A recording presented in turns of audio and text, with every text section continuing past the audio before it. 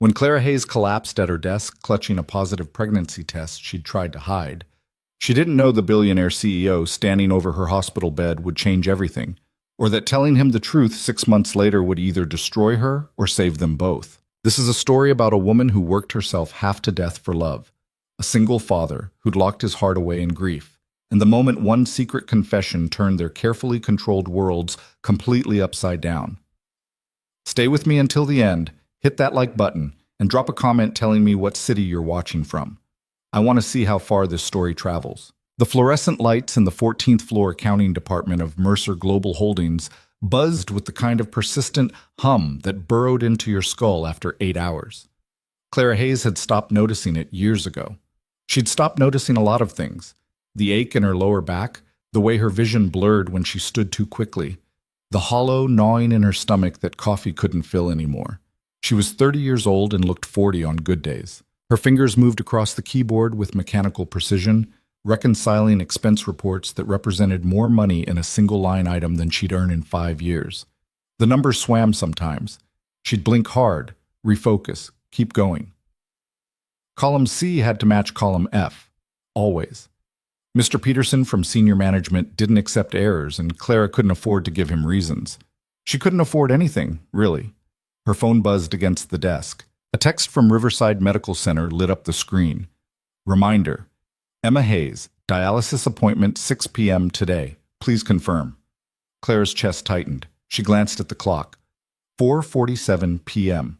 If she left now, if she actually left on time for once, she could make it across town, sit with Emma through the treatment, maybe grab something from the vending machine that could pass for dinner. Her sister hated going alone. The needles scared her, even after 2 years of this routine. But the Peterson report wasn't finished. Clara typed back, "Confirmed. I'll be there." Then she opened another spreadsheet and kept working. The office had mostly emptied out. Janet, from 2 cubicles over, had packed up at 4:30 sharp like she did every day, talking loudly about her daughter's soccer practice. Marcus, the new guy, had followed at 4:45, whistling on his way to the elevator. Clara had perfected the art of looking busy so no one would stop to chat, so no one would ask why she stayed late every single night. She didn't stay because she loved the work. She stayed because every extra hour meant overtime pay, and overtime pay meant Emma's prescriptions got filled on time. The nausea hit without warning. Clara's hand flew to her mouth. She pushed back from her desk fast enough that her chair rolled and hit the cubicle divider behind her. She stood, wobbled, grabbed the edge of the desk. "Just tired," she whispered to no one, but her body disagreed.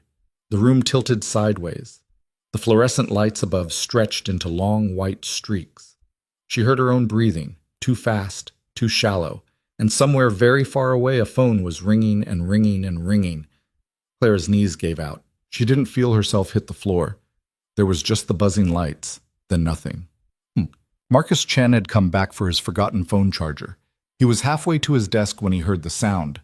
Not a scream, just a heavy, wrong kind of thud that made his stomach drop. "Hello?" He moved faster. "Someone still here?"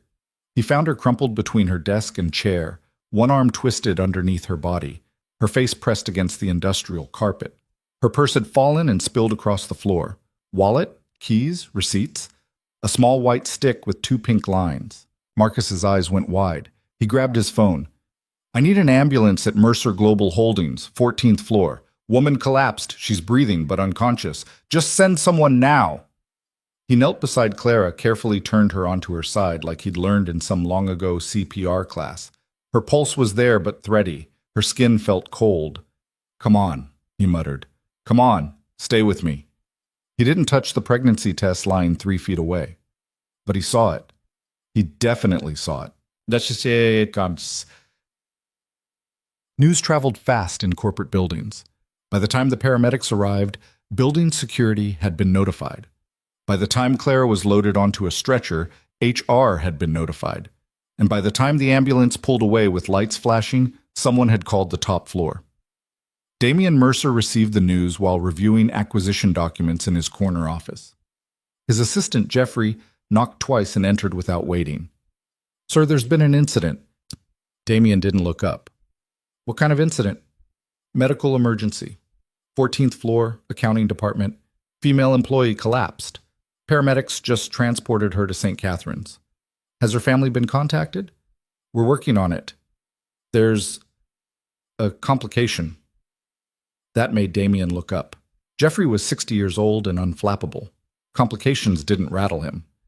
What complication? Jeffrey set a plastic bag on the desk. Inside was a purse, a wallet, and a pregnancy test. The paramedics collected her belongings. Building security photographed everything as protocol requires.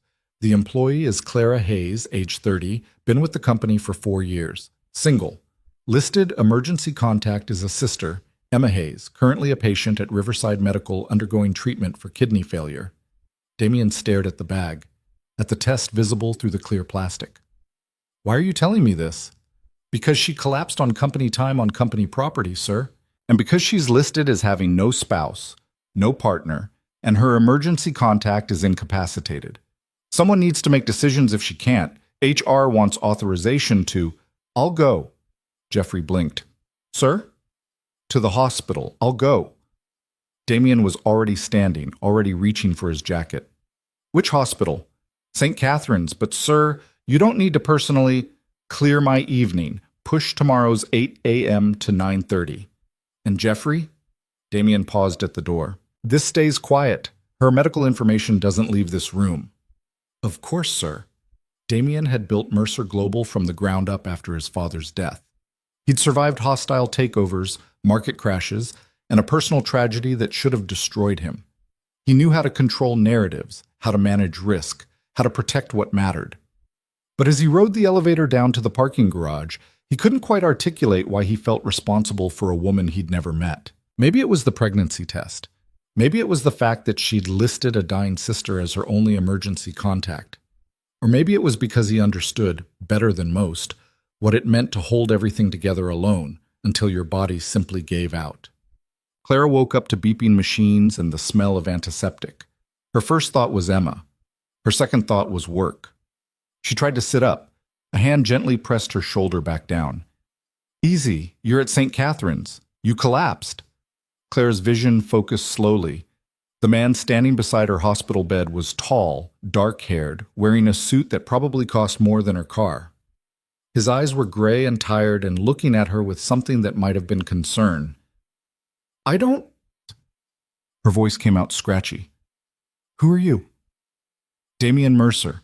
I own the company you work for. Clara's heart rate monitor picked up speed. The CEO. The actual CEO was in her hospital room. Oh, God. Oh, God, I'm so sorry. I didn't mean to. I'll pay for the ambulance. I'll work extra hours. Please don't fire me. I need this job. I need it. Stop. His voice was firm but not unkind. You're not being fired. No one's asking you to pay for anything. Clara's breath hitched. Tears were suddenly burning behind her eyes, and she hated it, hated being weak, hated that this stranger was seeing her like this. When's the last time you ate? The question caught her off guard. Yesterday. Lunch, I think. You think? I had coffee this morning. Damien's jaw tightened. Coffee isn't food. I know that, Clara shot back, sharper than she intended. I know that. I was running late, and I had to get Emma to her appointment before work, and then there wasn't time. She stopped. She was babbling to her boss's boss's boss. Damien pulled a chair closer and sat down. The movement was deliberate, like he was trying not to spook a frightened animal. The doctor said you're malnourished, dehydrated. Your blood pressure is dangerously low. You've been working 70-hour weeks for the past 6 months, according to your time cards. Clara felt something cold settle in her stomach. You looked at my time cards? I looked at your file after you collapsed on my watch. He paused. I also know about your sister. Your emergency contact listing. The hospital called Riverside Medical. They explained her condition. Clara closed her eyes. This was it. This was where he'd tell her she was a liability, a distraction, a problem. Companies didn't keep employees who fell apart. She'd watched it happen to others. Now it was her turn. I need you to listen very carefully. Damien's voice was low and measured. Your sister needs dialysis 3 times a week. The treatments cost $8,000 a month, even with the insurance we provide. You're working yourself to death trying to cover the difference. Am I wrong? Claire's throat was too tight to answer. You haven't taken a sick day in 2 years. You eat 1 meal a day if you're lucky. You're 30 years old and you look... He stopped himself. You're hurting yourself to save her. She's all I have. The words broke out of Clara. She's 24.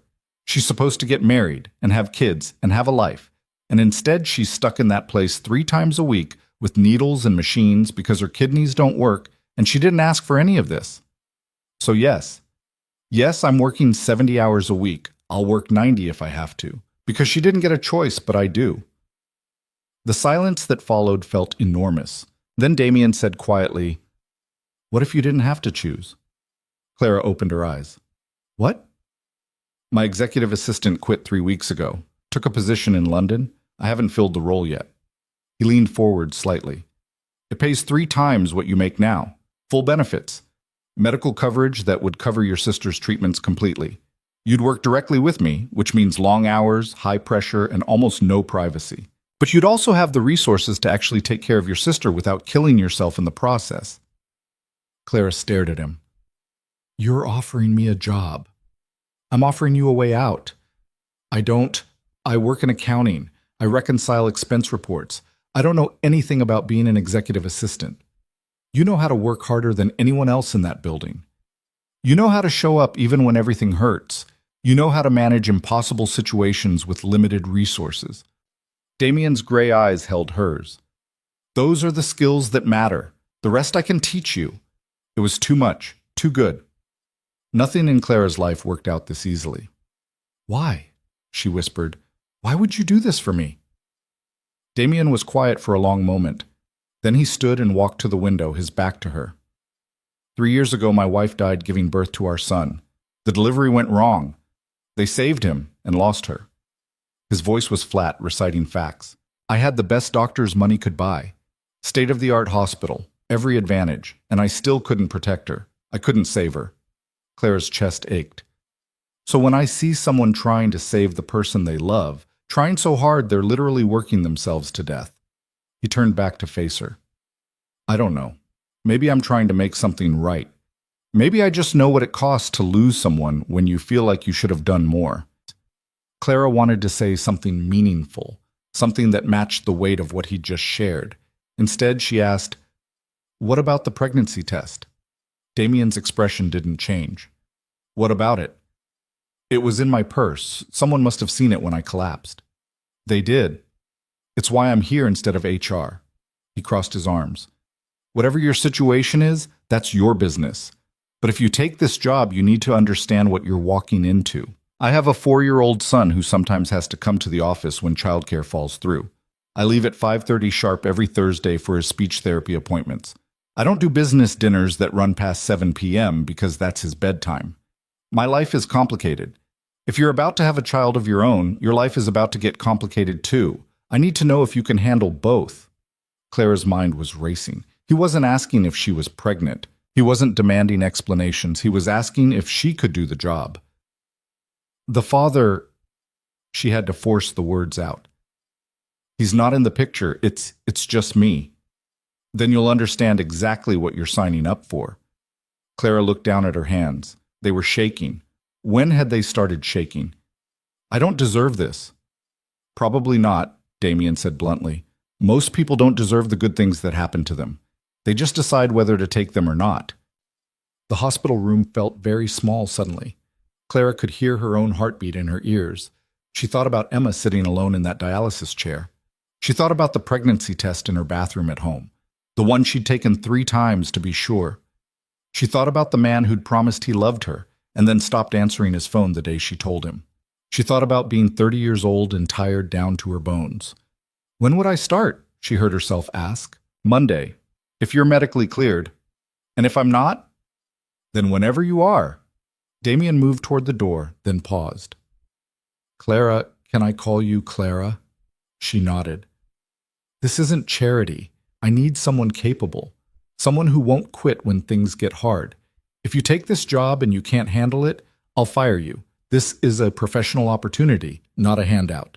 Understand? Yes. Good. He opened the door. Jeffrey, my actual assistant, will contact you tomorrow with details. Get some rest. Eat something that isn't coffee. And Clara? Yes? The father who left? Damien's voice was cold now. Businessman cold. He's an idiot. You'll be better off without him. Then he was gone. Clara lay back against the pillows and tried to process what had just happened. Her phone buzzed. A text from Emma. Where are you? You missed the appointment. Clara's stomach dropped. She'd been unconscious. Of course she'd missed it. She typed back, I'm so sorry. Something came up. Are you okay? 3 dots appeared. Disappeared. Appeared again. I'm fine. But you promised. Clara closed her eyes. Even her eyelids hurt. I know. I'm sorry. I'll make it up to you. The dots didn't appear again. Damien Mercer drove home in silence, the city lights blurring past his windows. His penthouse was in the North District, all glass and steel and carefully chosen pieces that a decorator had insisted would soften the space. They hadn't. It still felt like a museum most days. He found his son in the living room with Lydia, the nanny who'd been with them since the beginning. The boy was sprawled on his stomach, toy cars lined up with mathematical precision across the carpet. Daddy! The shout came without the boy looking up. Hey, buddy. Damien loosened his tie and sat down on the floor beside him. What are we building? Traffic. There's an accident. His son crashed 2 cars together with sound effects. Looks serious. Very serious. This one, he held up a red sedan, needs an ambulance. Damien's chest tightened. Does it? Mm-hmm. But the ambulance is stuck behind the blue car, so we have to move it. Methodically, carefully, his son began rearranging the cars to create a path. Lydia caught Damien's eye and mouthed, Everything okay? He nodded. It was easier than explaining. Daddy, you're not playing. Sorry, buddy, long day.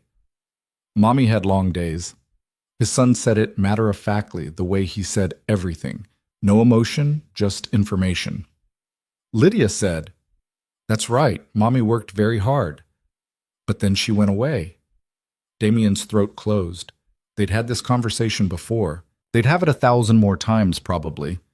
She didn't want to go away. Sometimes things happen that we can't control. Is she coming back? Nobody. We talked about this. She can't come back. His son nodded slowly, then went back to his cars. Okay. The ambulance is through now. The red car is saved. Damien watched his 4-year-old son orchestrate a rescue with plastic toys and felt something crack open in his chest. This boy who lined up cars instead of crashing them randomly, who asked the same questions over and over because repetition meant safety, who'd been born at the cost of his mother's life and didn't understand what that meant yet. Time for bath, sweetheart. Lydia stood. Say goodnight to Daddy. Good night, Daddy. Still not looking up. Good night, Oliver. After they left, Damien sat alone on the floor surrounded by toy cars and thought about a woman who'd worked 70 hours a week to save her sister, about how she'd begged not to lose her job before she'd even asked about her own health, about the fear in her eyes when she'd mentioned the pregnancy test. He thought about his wife, Isabel, who'd been so excited about the baby, who'd decorated the nursery in soft yellows and greens because they'd wanted to be surprised, who'd kissed him goodbye that morning 3 years ago and never came home. The doctors had explained it clinically. Amniotic fluid embolism. Rare. Unpredictable. Unsurvivable. He'd held Oliver for the first time in a hospital room that smelled like death, and he'd loved his son with everything he had, and he'd hated himself for the tiny, terrible part of him that wished the outcome had been different. He never told anyone that. Not the therapist, not his family, not Jeffrey, who knew everything else. But he thought about it sometimes in the dark. His phone buzzed. Jeffrey, Mrs. Hayes has been cleared for discharge tomorrow morning. I've arranged for a car to take her home and deliver a week's worth of meals. Contracts will be ready Monday. Damien typed back. Good. Make sure the meals include actual protein, and send flowers to Riverside Medical for the sister. Something cheerful. What should the card say? Damien thought about it. Hang in there. Things are looking up. He set the phone down and picked up one of Oliver's cars. The red sedan that needed saving. Claire was discharged at 10 a.m. The nurse who processed her paperwork seemed confused by the instructions. You have a car waiting downstairs and there's been a delivery to your home address, meals for the week. Is that right? I think so. Lucky you. The nurse handed her the discharge papers. Wish someone sent me free food. The car was a black sedan with a driver who held the door open and didn't ask questions. Clara sat in the back seat feeling like she'd stepped into someone else's life. Her apartment was in a building that had been charming in the listing and functional in reality. Third floor, no elevator, neighbors who yelled through the walls. She'd lived there for 6 years. The meals were waiting at her door in a refrigerated container. Clara hauled it inside and opened it to find 7 days of carefully labeled containers. Breakfast. Day 1. Egg scramble with vegetables. Lunch. Day 1. Grilled chicken with quinoa and roasted vegetables. Dinner. Day 1. Salmon with sweet potato and green beans. There was enough food for 2 people. Clara sat on her kitchen floor and cried. She cried because someone had noticed she was starving. She cried because her sister was still mad at her. She cried because there was a baby growing inside her that she hadn't planned and didn't know how to want yet. She cried because a stranger had offered her a way out, and she didn't trust it. She cried until she couldn't anymore, and then she ate the egg scramble cold from the container because she was too tired to heat it up. It was the best thing she'd tasted in months. Emma called at noon. You're alive. I'm alive. Clara curled up on her ancient couch. I'm sorry about yesterday. The hospital said you collapsed. Why didn't you tell me? I didn't want you to worry. Clara, Emma's voice cracked. I'm on dialysis 3 times a week. You're literally working yourself to death to pay for it. When exactly am I supposed to not worry? I got a new job. Silence. What? A promotion, technically. Executive assistant to the CEO. It pays 3 times what I make now, and the insurance will cover your treatments completely. That's... Emma sounded stunned. That's amazing. How? Clara closed her eyes. I collapsed at work. He saw what was happening and offered me a way out. The CEO personally offered you a job because you passed out? It's complicated. Clara, what aren't you telling me? Everything. She wasn't telling her everything. Not about the baby. Not about Marcus finding the pregnancy test. Not about the way Damian Mercer had looked at her like he understood exactly what it felt like to be drowning. I'll explain later. I just wanted you to know things are going to get better. I don't want you to kill yourself for me. I'm not. I promise. This is good. This is actually good. She could hear Emma breathing on the other end. Okay, if you're sure. I'm sure. Mokti. After they hung up, Clara opened her laptop and Googled Damian Mercer. The first image was from 3 years ago. Him leaving a hospital, a tiny bundle in his arms, his face absolutely shattered. The headline read, Mercer CEO's wife dies in childbirth. Company shares plummet amid tragedy. Clara scrolled through article after article. The business recovery. The charity work in his wife's name. The carefully controlled public appearances with his son. The rumors about why he never dated, never remarried, never seemed to move on. There was a quote from an interview 6 months ago. My son is my priority. Everything else is just work. Clara thought about the way he'd sat beside her hospital bed, the way he'd talked about his wife without flinching, the way he'd said, you'll understand exactly what you're signing up for. Like single parenthood was a battle they were both about to fight. She put her hand on her stomach. Nothing showed yet. She was maybe 8 weeks along. She had time to figure this out. But Monday was coming fast, and Clara Hayes, who'd never caught a break in her life, was about to walk into a world she didn't understand, working for a man who'd lost everything and somehow kept going. She ate the salmon dinner cold at 3 p.m., took a shower that actually had hot water for once, and fell asleep on her couch before the sun went down. Outside her window, the city hummed and buzzed and carried on without her. And somewhere across town, in a penthouse made of glass and grief, Damian Mercer read bedtime stories to a little boy who asked when Mommy was coming home, and wondered what the hell he'd just set in motion. Monday morning arrived like a judgment. Clara stood outside Mercer Global Holdings at 7:45 a.m., staring up at the glass tower that stretched into the gray sky. She'd been inside this building 1,000 times, but always through the side entrance, always up the service elevator to the 14th floor where people like her belonged. The main lobby was different. Marble floors, chrome fixtures, a reception desk that looked like it cost more than her annual salary used to be. Past tense now, because as of today she was something else. She just wasn't sure what yet. Clara Hayes?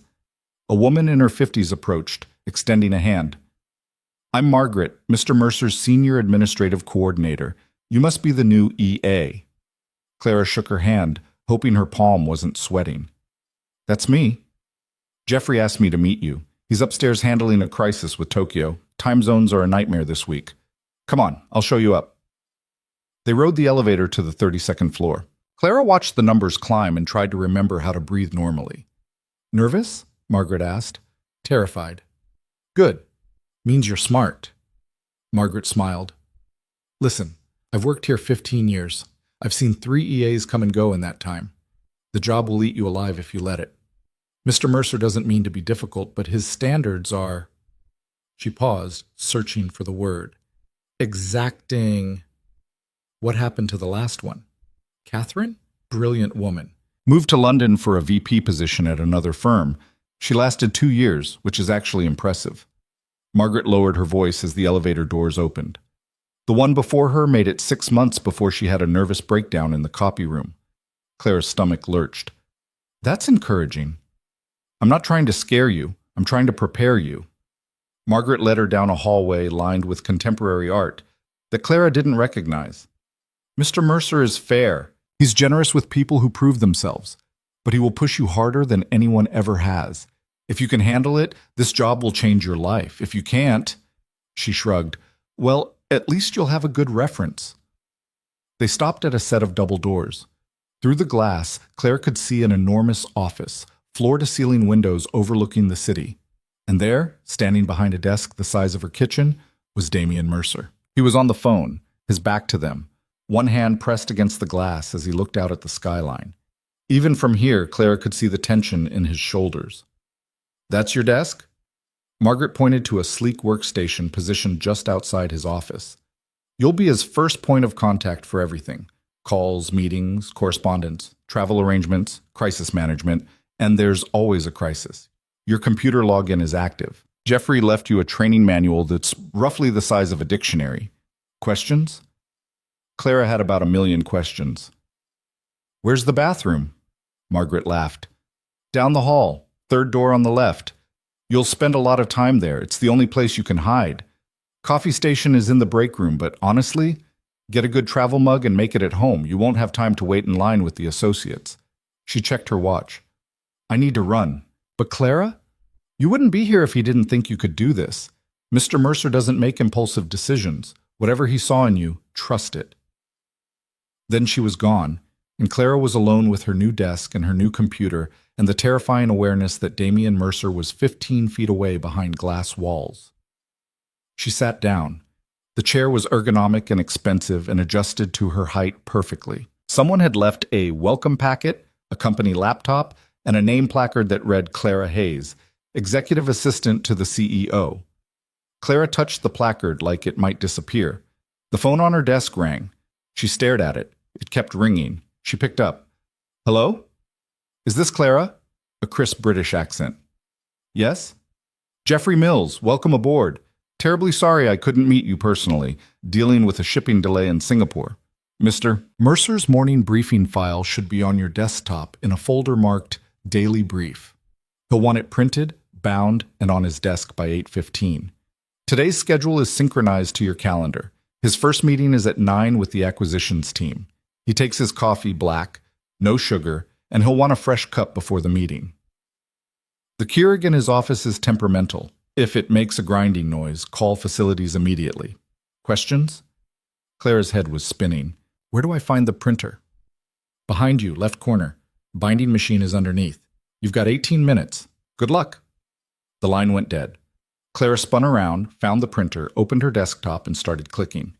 The daily brief was 47 pages long. Charts, graphs, financial projections, news summaries, competitor analysis. She hit print and listened to the machine whir to life. 17 minutes. While pages spooled out, she figured out the binding machine, which was less intuitive than it looked. She punched holes in the first 3 pages before realizing she'd loaded them wrong. Started over. 13 minutes. Coffee. She needed to make coffee. She opened the door to Damien's office as quietly as possible. He was still on the phone, still facing the window. Don't care what their timeline is, we need those numbers by Thursday, or we're walking. No, Jim, I'm not negotiating. Thursday. Clara tried to move invisibly to the Keurig. She found the pods in a drawer, some expensive Italian brand she'd never heard of. Put one in the machine. Pressed the button. The machine made a sound like a dying animal. Damien turned around. Their eyes met through his glass walls. Clara froze, her hand still on the Keurig. He held up one finger, wait, and went back to his call. Jim, I'm going to have to call you back. Yes, Thursday. I know. Goodbye. He hung up and walked to his office door, opening it. You must be Clara. I'm so sorry. I was trying to make coffee and the machine, it's broken, has been for a week. I keep meaning to replace it. He looked tired. Not just normal tired, the kind of tired that came from not sleeping well for years. How are you feeling after the hospital? I'm fine. Good. Ready to work. Your brief ready? Clara glanced at the printer, still going. Almost. 2 more pages. Good. Bring it in when it's done. And Clara? He paused. Welcome to chaos. He closed the door and went back to his desk.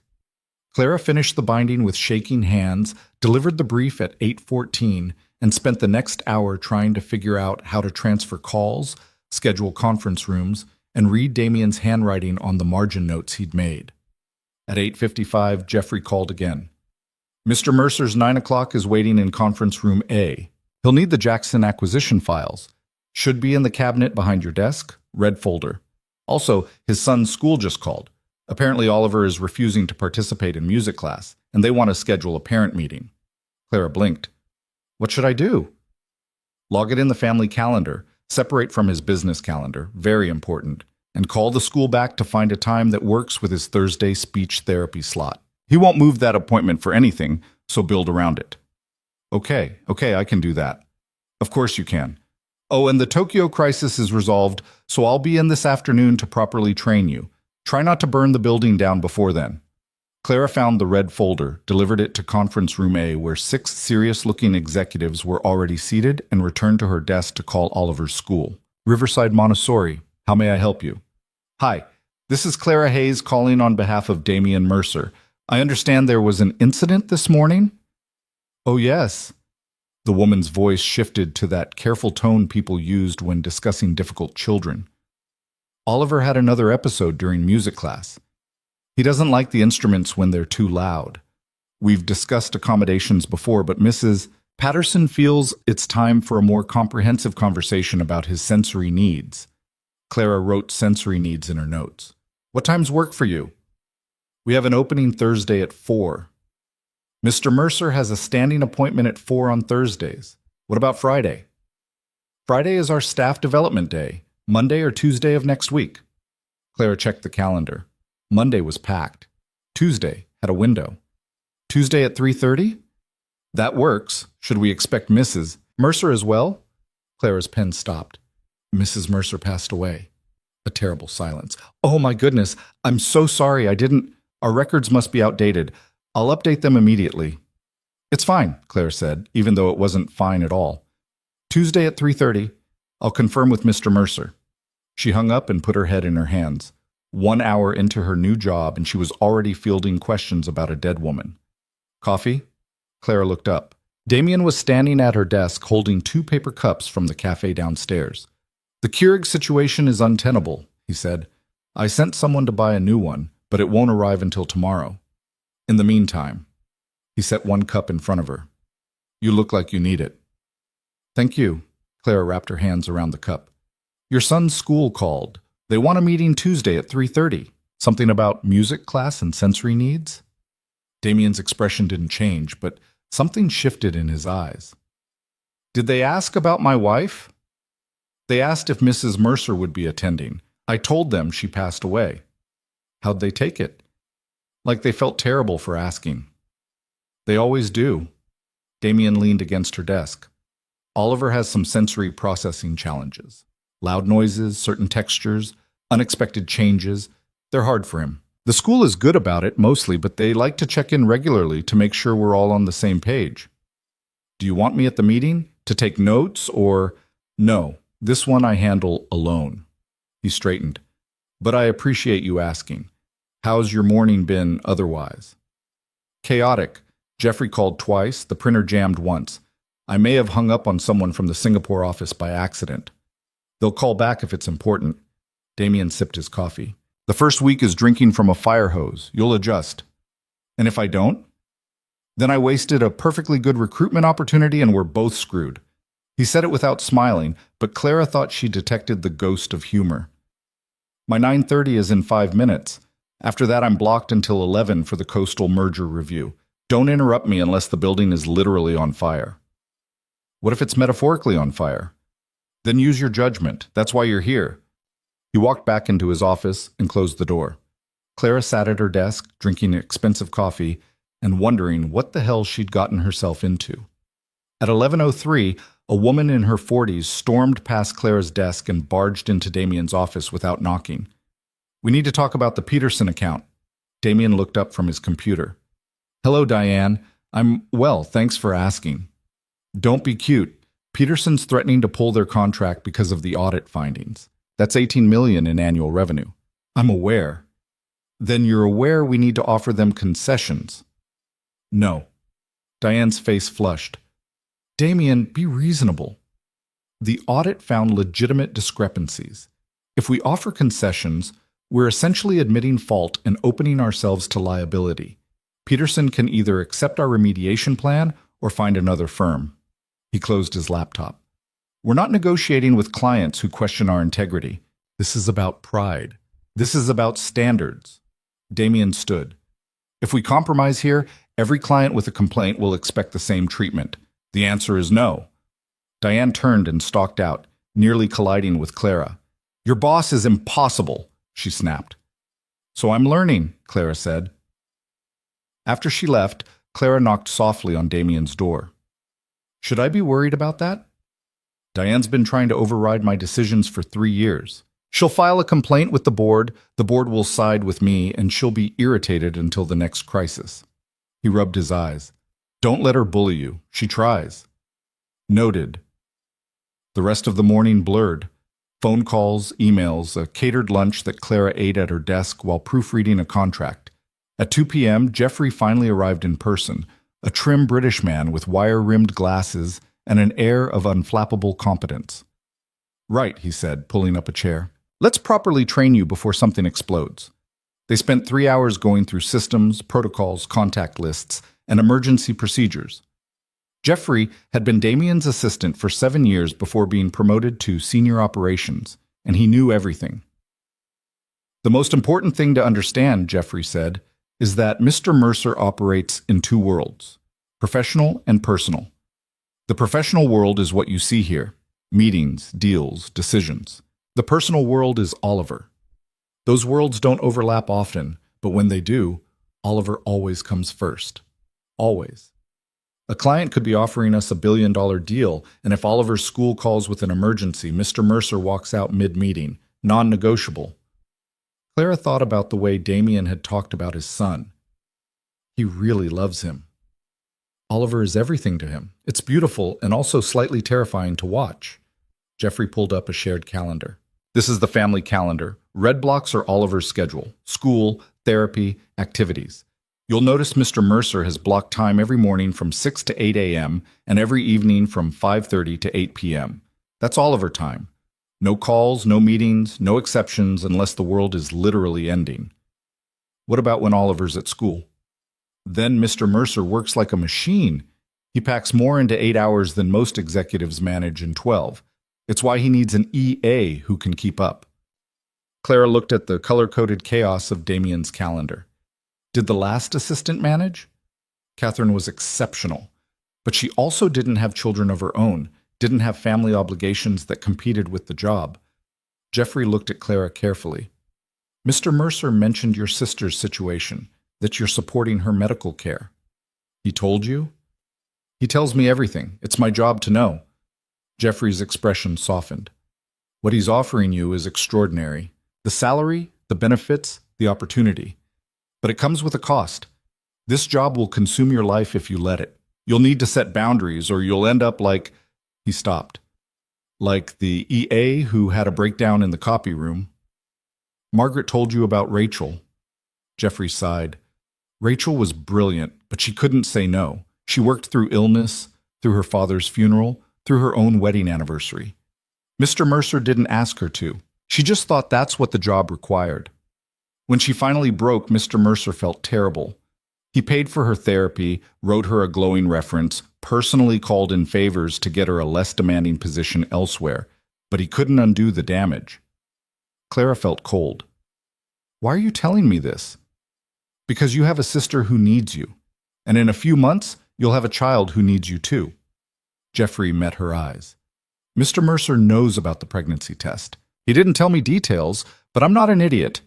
If you're going to survive this job, you need to learn something Rachel never did, how to protect your own life while managing his. Before Clara could respond, Damien's office door opened. Jeffrey, do you have the Frankfurt contracts? On your desk, left corner, blue folder. Thanks. Damien noticed them sitting together. Training going well? She's a quick study, Jeffrey said. Good. Damien checked his watch. I need to leave in 30 minutes for Oliver's pickup. Clara, tomorrow morning I'll need you here by 7 a.m. We have a board meeting at 8, and the prep work is extensive. Clara's heart sank. 7 a.m.? Problem? No, I'll be here. Emma's dialysis was at 7 a.m. tomorrow. Clara had promised to go with her this time. Damien studied her face. If you have a conflict, say so. It's fine. I'll figure it out. He didn't look convinced, but he nodded and went back to his office. Jeffrey waited until the door closed. What's the conflict? My sister has dialysis tomorrow morning. I told her I'd be there. Can someone else take her? There is no one else. Jeffrey was quiet for a moment. Then he stood and walked to Damien's office, knocked, and entered without waiting for a response. Clara couldn't hear the conversation, but she watched through the glass as Jeffrey spoke and Damien listened. Then Damien looked out at Clara. He opened the door. Jeffrey says, you have a family obligation tomorrow morning. Clara's face burned. I can reschedule. It's not... What time is your sister's appointment? 7. How long does it take? 4 hours usually. Damien thought for a moment. Board meeting starts at 8. I can do the initial prep tonight and brief you when you arrive. What time can you be here? 11? Maybe 10:30 if I leave her early. 10:30 works. The meeting will still be going. You can sit in for the second half, take notes, start learning how board meetings function. He paused. In the future, when you have scheduling conflicts, I need you to tell me immediately. I can't accommodate needs I don't know about. I didn't want to ask for special treatment on my first day. It's not special treatment, it's managing reality. Damien's voice was firm. You have a sister who's sick. You'll have a child soon. Those aren't inconveniences, Clara. They're your life. If this job doesn't fit into your life, then the job doesn't work. Understood? Clara nodded, not trusting her voice. Good. Now go home. Get some rest. Tomorrow's going to be brutal. Clara gathered her things, her mind still reeling. As she waited for the elevator, Jeffrey joined her. He's not what you expected, is he? No, Clara admitted. He's not what anyone expects. The elevator arrived. But he's fair. Remember that. As long as you're honest with him, he'll work with you. Clara rode down 32 floors and emerged into the late afternoon chaos of the city. Her phone buzzed. Emma, still on for tomorrow morning? Clara typed back. Yes, I'll be there at 6:45. Then she called her sister. You're actually coming? Emma sounded surprised. I promised, didn't I? You've promised before. The accusation stung because it was true. I know, but I'm coming this time. I'll bring coffee. The good coffee or the hospital coffee? The good coffee. I have standards now, apparently. Emma laughed, and the sound made Clara's chest loosen slightly. How was your first day? Overwhelming. Terrifying. I have no idea what I'm doing. So, normal? Sure. Let's call it normal. They talked for a few more minutes, carefully avoiding the topic of why Clara had collapsed, why she'd gotten this miraculous promotion, and what it might cost her in the long run. When Clara got home, she found another delivery waiting at her door. This one was a box containing a new laptop bag, noise-canceling headphones, and a note in Jeffrey's precise handwriting. Essential tools for survival. The headphones are for when you need to block out the world. Use them liberally. Clara set up her laptop, tried to review the files Jeffrey had sent, and fell asleep at her kitchen table at 8 p.m. with her head on the keyboard. She dreamed about drowning in paperwork while Damian Mercer watched from behind glass walls, unreachable. The next morning, Clara was at Riverside Medical at 6:45 with 2 large coffees and a bag of pastries she'd grabbed from a bakery that was actually open before dawn. Emma was already in the waiting room, looking small and tired in an oversized sweatshirt. "You came," she said. "I came." Clara handed her a coffee. "Vanilla latte, extra vanilla." "You remembered." "I'm your sister. Of course I remembered." They sat together in the plasticky chairs while Emma's name was called. The dialysis center was depressing in the way all medical facilities were depressing. Fluorescent lights, antiseptic smell, the persistent beep of machines keeping people alive. Emma settled into her chair, a nurse prepped her access site, and Clara watched the needle go in with the same nauseating fascination she'd felt 100 times before. "Tell me about the new job," Emma said once the machine was running. "Distract me."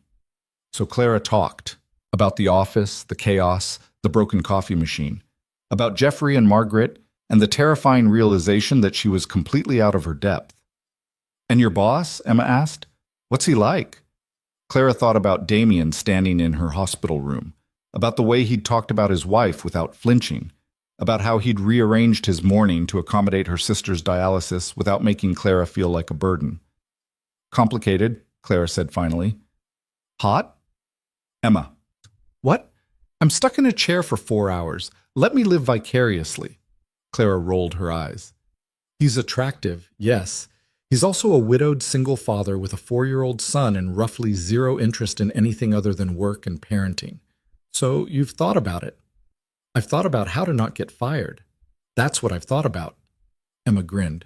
"You're a terrible liar." They fell into comfortable silence. Clara answered emails on her phone, fielding questions from Jeffrey about the board meeting prep. Emma dozed off around hour 2, her hand slack in Clara's grip. At 10:15, Clara carefully extracted herself and kissed Emma's forehead. "Love you," she whispered. "Love you too," Emma mumbled, without opening her eyes. "Don't get fired."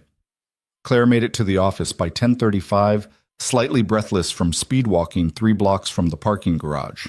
The 32nd floor was different on a board meeting day. There was a tension in the air, people moving with purpose. Clara could hear voices coming from the large conference room at the end of the hall. Jeffrey intercepted her. "You're late." By 5 minutes. On board meeting days, 5 minutes is an eternity. But he was smiling slightly.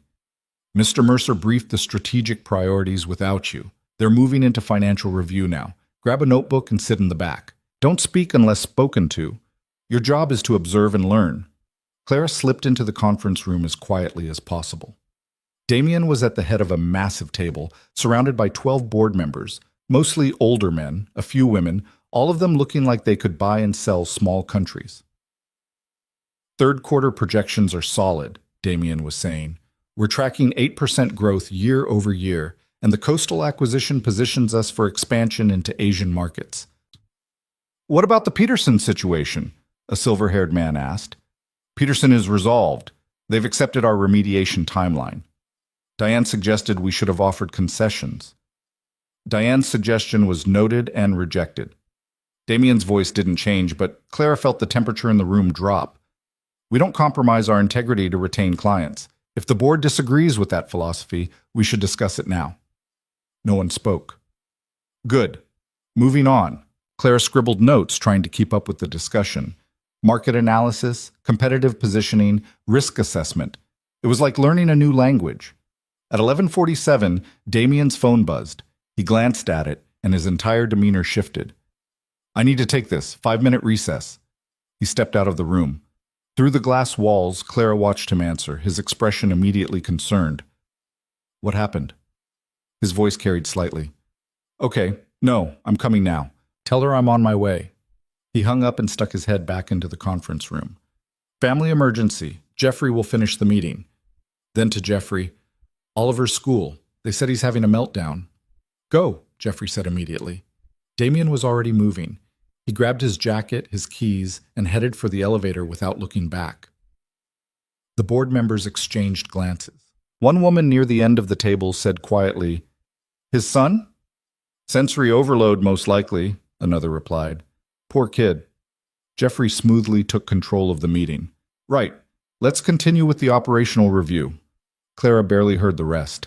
She was thinking about a 4-year-old boy who'd been born at the cost of his mother's life, who struggled with loud noises and unexpected changes, whose father would walk out of a board meeting without hesitation because nothing, not money, not power, not corporate responsibility, mattered more than being there. The meeting concluded at 12:30. Clara helped Jeffrey collect materials and clean up the conference room. "Does that happen often?" she asked. "Him leaving for Oliver?" "Often enough that the board expects it. They're not happy about it, but they tolerate it because Mr. Mercer delivers results." Jeffrey stacked folders. "Oliver has good days and bad days. Today's apparently a bad day. What happens now?" "Mr. Mercer will spend the afternoon with him. He'll work from home tonight after Oliver's in bed, probably until 2 or 3 a.m. to make up the lost time. Then he'll be back here tomorrow at 7 a.m., running on 4 hours of sleep like it's nothing." Jeffrey met her eyes.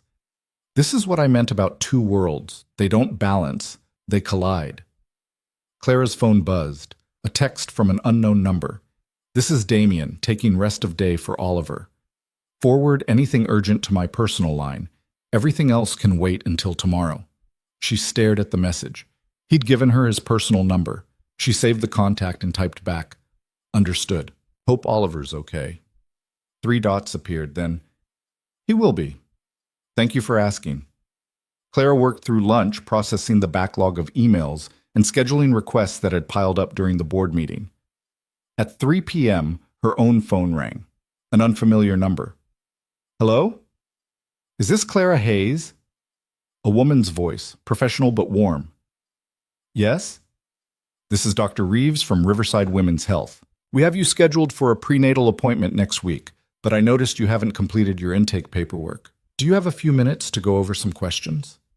Clara's blood went cold. She'd made the appointment 2 weeks ago, back when she was still in accounting and no one paid attention to her. This isn't a good time. I understand. We can schedule a callback. When would work better?" "I'll call you back," Clara said quickly and hung up. Her hands were shaking. Jeffrey appeared at her desk. "Everything all right?" "Fine, just a personal call." He looked at her for a long moment, and Clara had the uncomfortable feeling he could see right through her. "Clara, I'm going to give you some unsolicited advice." "Okay?" "Whatever's happening in your personal life, and I'm not asking what it is, you need to handle it. Mr. Mercer is understanding about family obligations, but he needs you functional. If you're managing a crisis, manage it properly. Don't let it bleed into your work." He softened slightly. "Take it from someone who learned that lesson the hard way." "I will, I am." "Good." He turned to leave, then paused. "And Clara, the company health insurance is excellent. Use it." After he left, Clara sat very still at her desk. She was 12 weeks pregnant. She'd have to tell people eventually. She'd have to tell Emma. She'd have to figure out childcare and parental leave and how to raise a baby alone while working the most demanding job of her life. But not today. Today she just had to survive until 5:30. At 5:25, her computer dinged. An email from Damien sent from his phone. "Tomorrow 7 a.m. sharp. Preparing investor presentation. We'll need you all day. Clear your calendar." Clara looked at her calendar. Emma had a follow-up appointment with her nephrologist at 2 p.m. tomorrow. She called Emma. "Hey, what's up?" "Your appointment tomorrow, can you reschedule?" Silence on the other end. "Clara, I've had this appointment for 6 weeks. I know, I'm sorry, you just have to work." "It's not like that." "Then what's it like?" Emma's voice was tight. "Because from here, it looks like your new fancy job is already more important than me." "That's not fair." "Isn't it? You missed my dialysis last week. Now you're bailing on my doctor's appointment. What's next?" "Emma, forget it. I'll go alone. I'm used to it." She hung up. Clara sat at her desk, staring at her phone, feeling like the worst person in the world. At 5:32, she packed up her things and rode the elevator down in silence. The city was alive with rush hour chaos, horns honking, people shouting, the smell of street food mixing with car exhaust. Clara walked through it all feeling numb. Her phone buzzed, a text from Damien. "Oliver's stable. Sorry for the disruption today." Clara texted back, "Don't apologize, family comes first." The response came immediately. "It does. Remember that." She stared at those 3 words for a long time. Then she called Emma back. "I'm coming to your appointment tomorrow," Clara said when her sister answered. "I'll tell my boss I have a conflict. He'll understand." "You don't have to."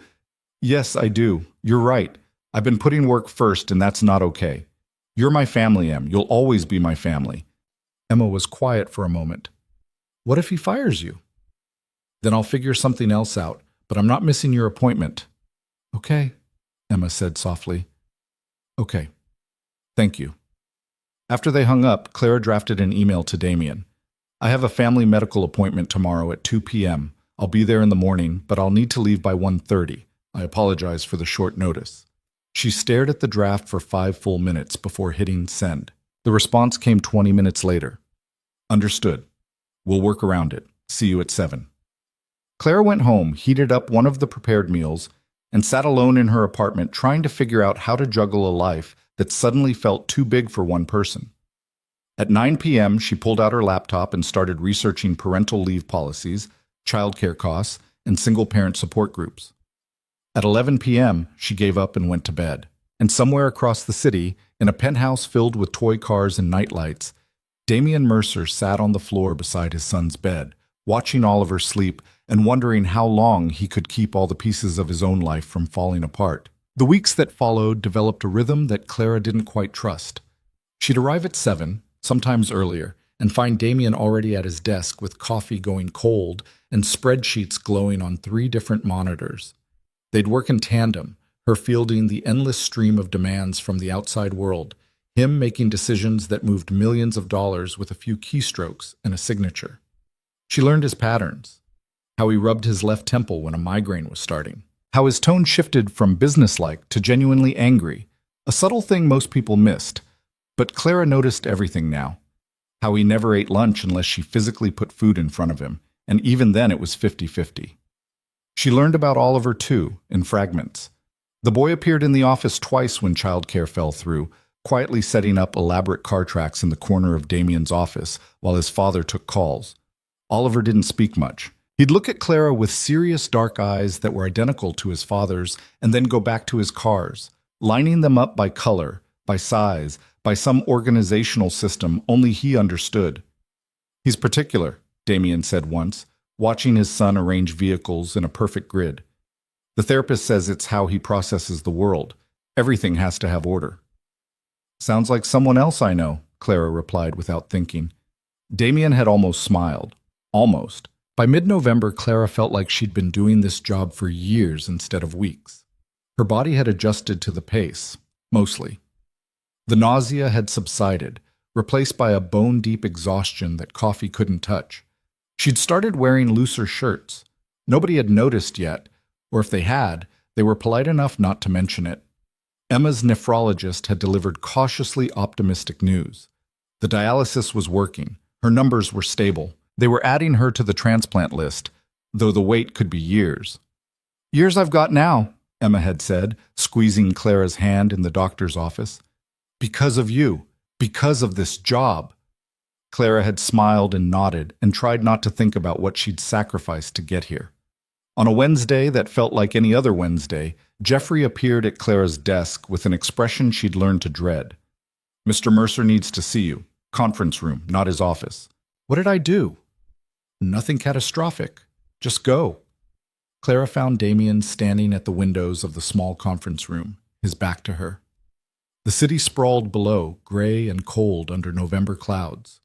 "Close the door," he said without turning around. She did. Her heart was hammering. "There's an event in 2 weeks," Damien said. "The Isabel Mercer Memorial Gala. It's held annually to fund medical research and family support programs. My late wife's parents organize it." Clara waited. This felt like it was going somewhere she didn't want to go. "I haven't attended in 2 years. I send a representative. I write a check. But I don't go. He finally turned to face her. This year they're asking me to speak. They want to announce a major initiative expansion, and they want it to come from me. Are you going to do it? I don't have much choice. Isabel's mother called me personally. She's 76 years old, and she's never asked me for anything since the funeral. So yes, I'm going. He paused. I need you there. As your assistant? As my buffer. These events are full of people who knew Isabel, who want to talk about Isabel, who look at me like I'm some tragic figure they need to comfort. I can deliver a speech. I can shake hands and smile for photographs.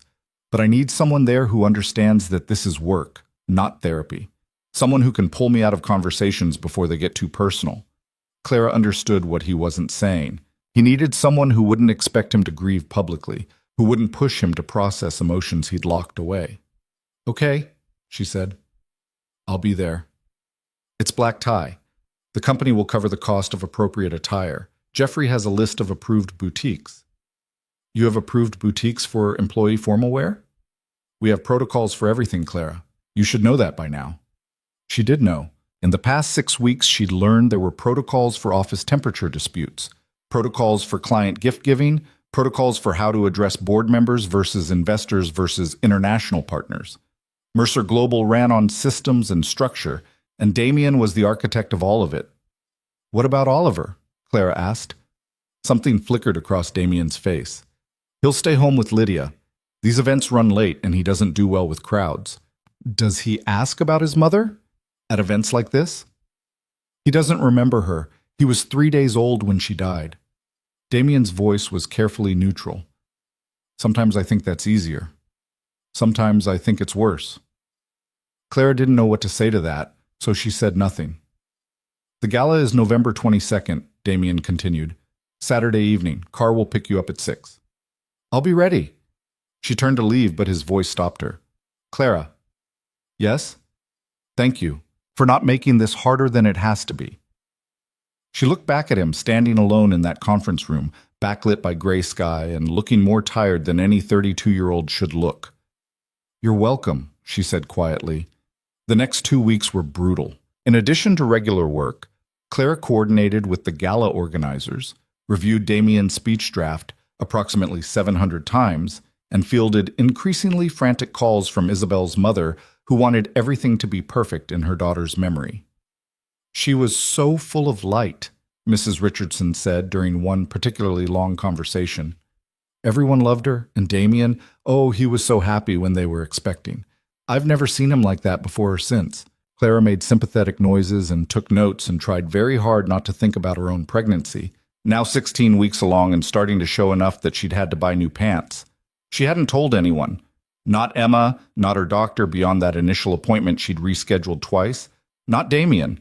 Every day she meant to. Every day something came up and she pushed it back another day. Jeffrey had stopped asking if she was feeling all right, which meant he definitely knew and was waiting for her to admit it. That was somehow worse than if he'd just confronted her directly. On the Thursday before the gala, Oliver's school called again. Clara had gotten used to these calls. Sometimes it was sensory overload. Sometimes another kid had disrupted Oliver's careful systems and he'd gotten upset. This time it was different. Oliver bit another student, the principal said. Clara's eyebrows shot up. He bit someone? During outdoor play. The other child is fine, just startled. But this is the second aggressive incident this month, and we need to discuss whether Riverside Montessori is the right environment for Oliver's needs. Clara put the call on hold and buzzed Damien's office. Oliver's school. It's urgent. Damien picked up immediately. What happened? He bit another kid. They want to talk about whether he should stay enrolled. The silence on the other end was deafening. Tell them I'll be there in 20 minutes. You have the coastal merger finalization in 10 minutes. Reschedule it. Damien, they flew in from Seattle specifically for... I said reschedule it. His voice was sharp. My son just assaulted another child. The merger can wait. He hung up. Clara spent the next frantic minutes rescheduling the coastal meeting, apologizing profusely to 3 very irritated executives, and watching Damien grab his coat and leave without a word to anyone. Jeffrey materialized beside her desk. Coastal's not happy. Coastal can get over it. That's Mr. Mercer's son talking, not his business sense. Maybe his business sense needs to take a back seat sometimes, Clara snapped. Jeffrey looked at her with something like approval. You're learning. Damien didn't come back to the office that day. Clara handled the fallout, rescheduled the merger meeting for Monday, and sent Damien a single text at 8 p.m. Everything handled. Take care of Oliver. He didn't respond. The next morning, Friday, Damien was back at his desk at 6:45 a.m. when Clara arrived. You're early, she said. Couldn't sleep. He looked it. There were dark circles under his eyes and his hair was messed up like he'd been running his hands through it repeatedly. How's Oliver? Suspended for 3 days.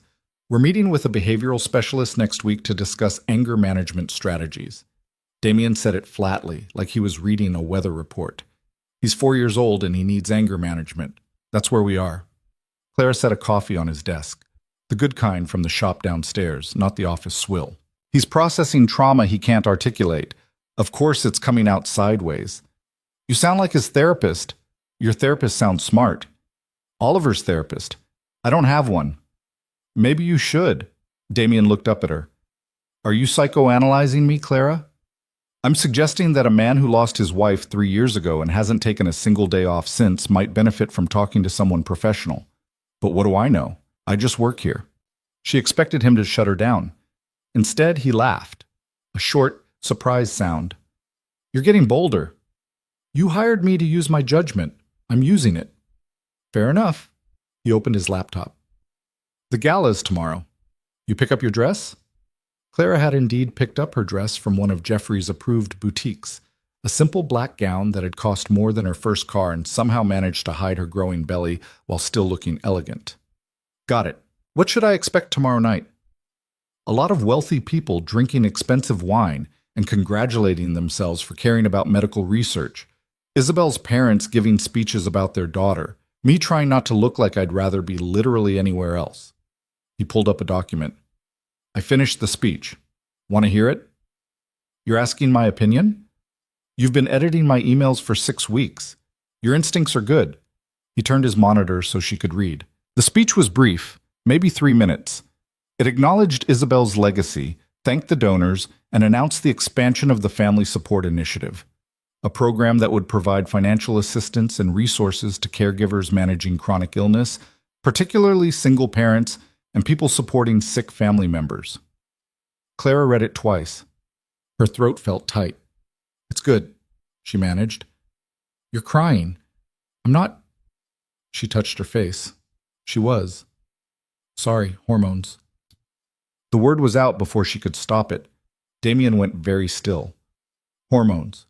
Clara's heart stopped. I didn't mean, how far along are you? There was no point lying now. 16 weeks. 16 weeks. He sat back in his chair. You've been pregnant this entire time. Yes. Working 12-hour days, skipping meals, managing my chaos while dealing with morning sickness. It's not that bad. Don't. His voice was sharp. Don't minimize this. 16 weeks, Clara. You should have told me. I know. Do you?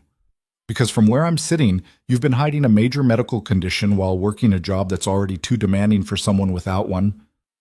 I was afraid you'd fire me. Fire you? Damien looked genuinely shocked. Why the hell would I fire you? Because I'm a liability. Because I'll need time off. Because single mothers with complicated lives are exactly the kind of employees companies avoid. I'm a single father with a complicated life. Should I fire myself? Clara opened her mouth, closed it. The company has parental leave, Damien said. 16 weeks paid. You'd qualify for all of it, and when you come back, your job is protected by law. Did you think I wouldn't honor that? I don't know what I thought. I couldn't risk losing this. Not when Emma's depending on me. Damien was quiet for a long moment.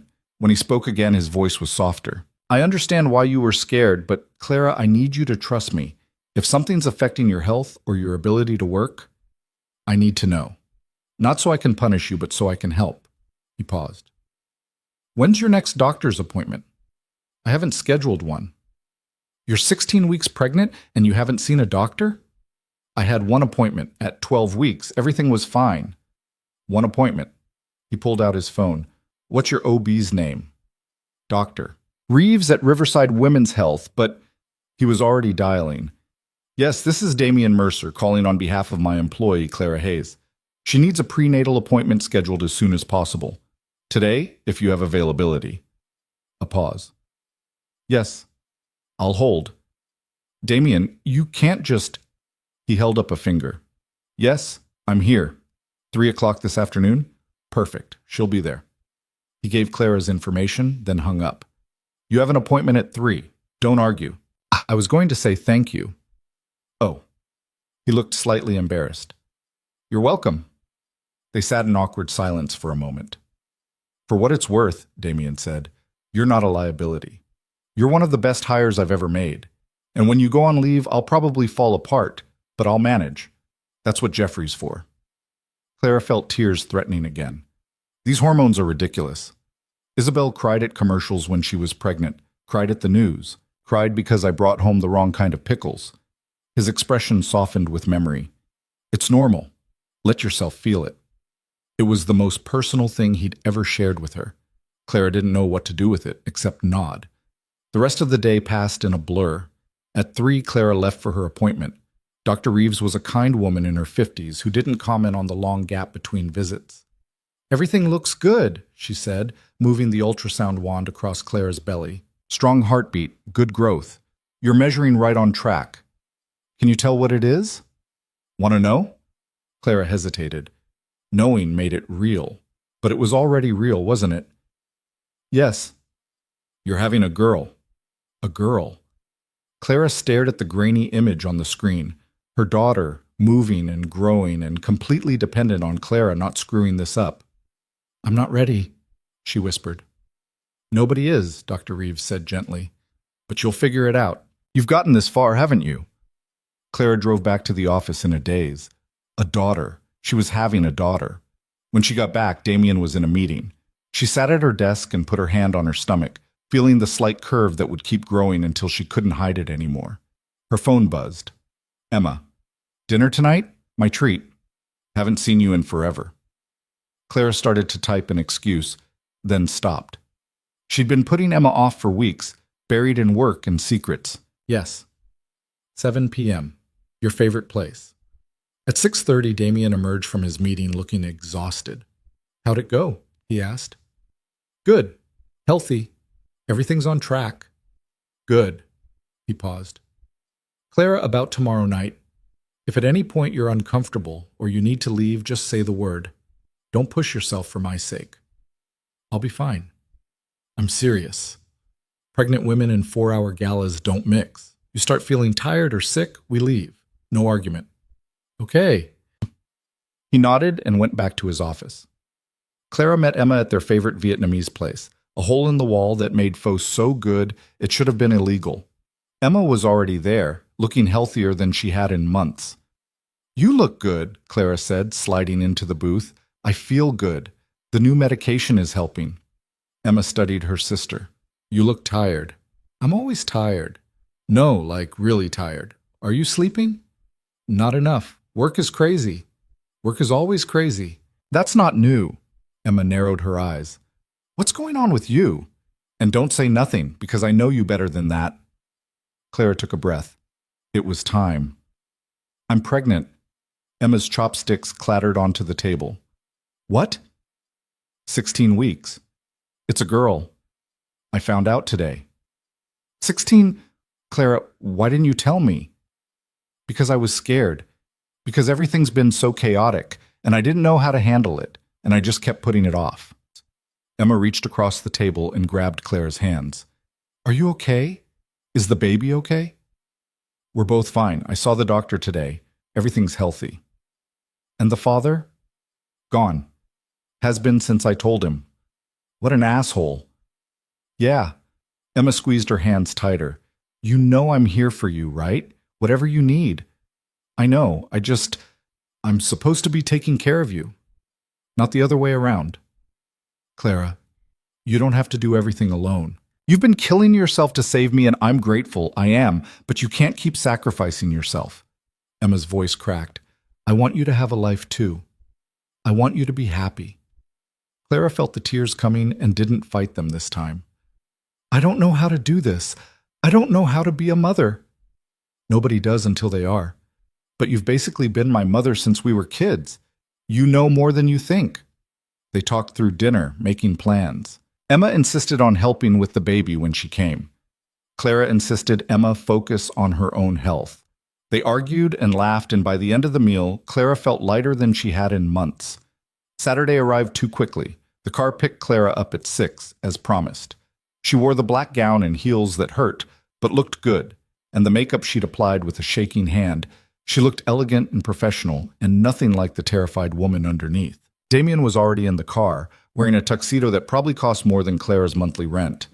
He looked good, too good. She tried not to notice. "You look nice," he said. "So do you." They drove in silence to the venue, a historic mansion on the edge of the city that had been converted into an event space. Cars lined the driveway, all expensive, all gleaming. "Ready?" Damien asked as they pulled up. "No." "Me neither. Let's go."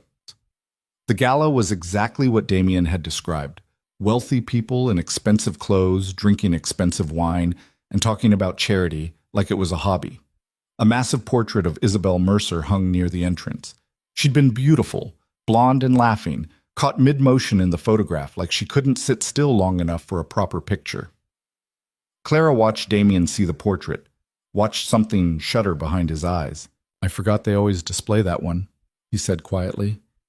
"We can leave." "No, I committed to this." He straightened his shoulders. "Let's get it over with." They entered together. Immediately, people swarmed. Isabel's parents, looking older than their years and genuinely happy to see Damien despite the circumstances. Board members who wanted to discuss business. Society women who air-kissed and asked about Oliver with that particular tone that suggested they thought he should be institutionalized. Clara stayed close, running interference like Damien had asked. When conversations got too personal, she'd interrupt with a polite excuse about the speech prep. When someone asked Damien how he was really doing, she'd steer him towards safer topics.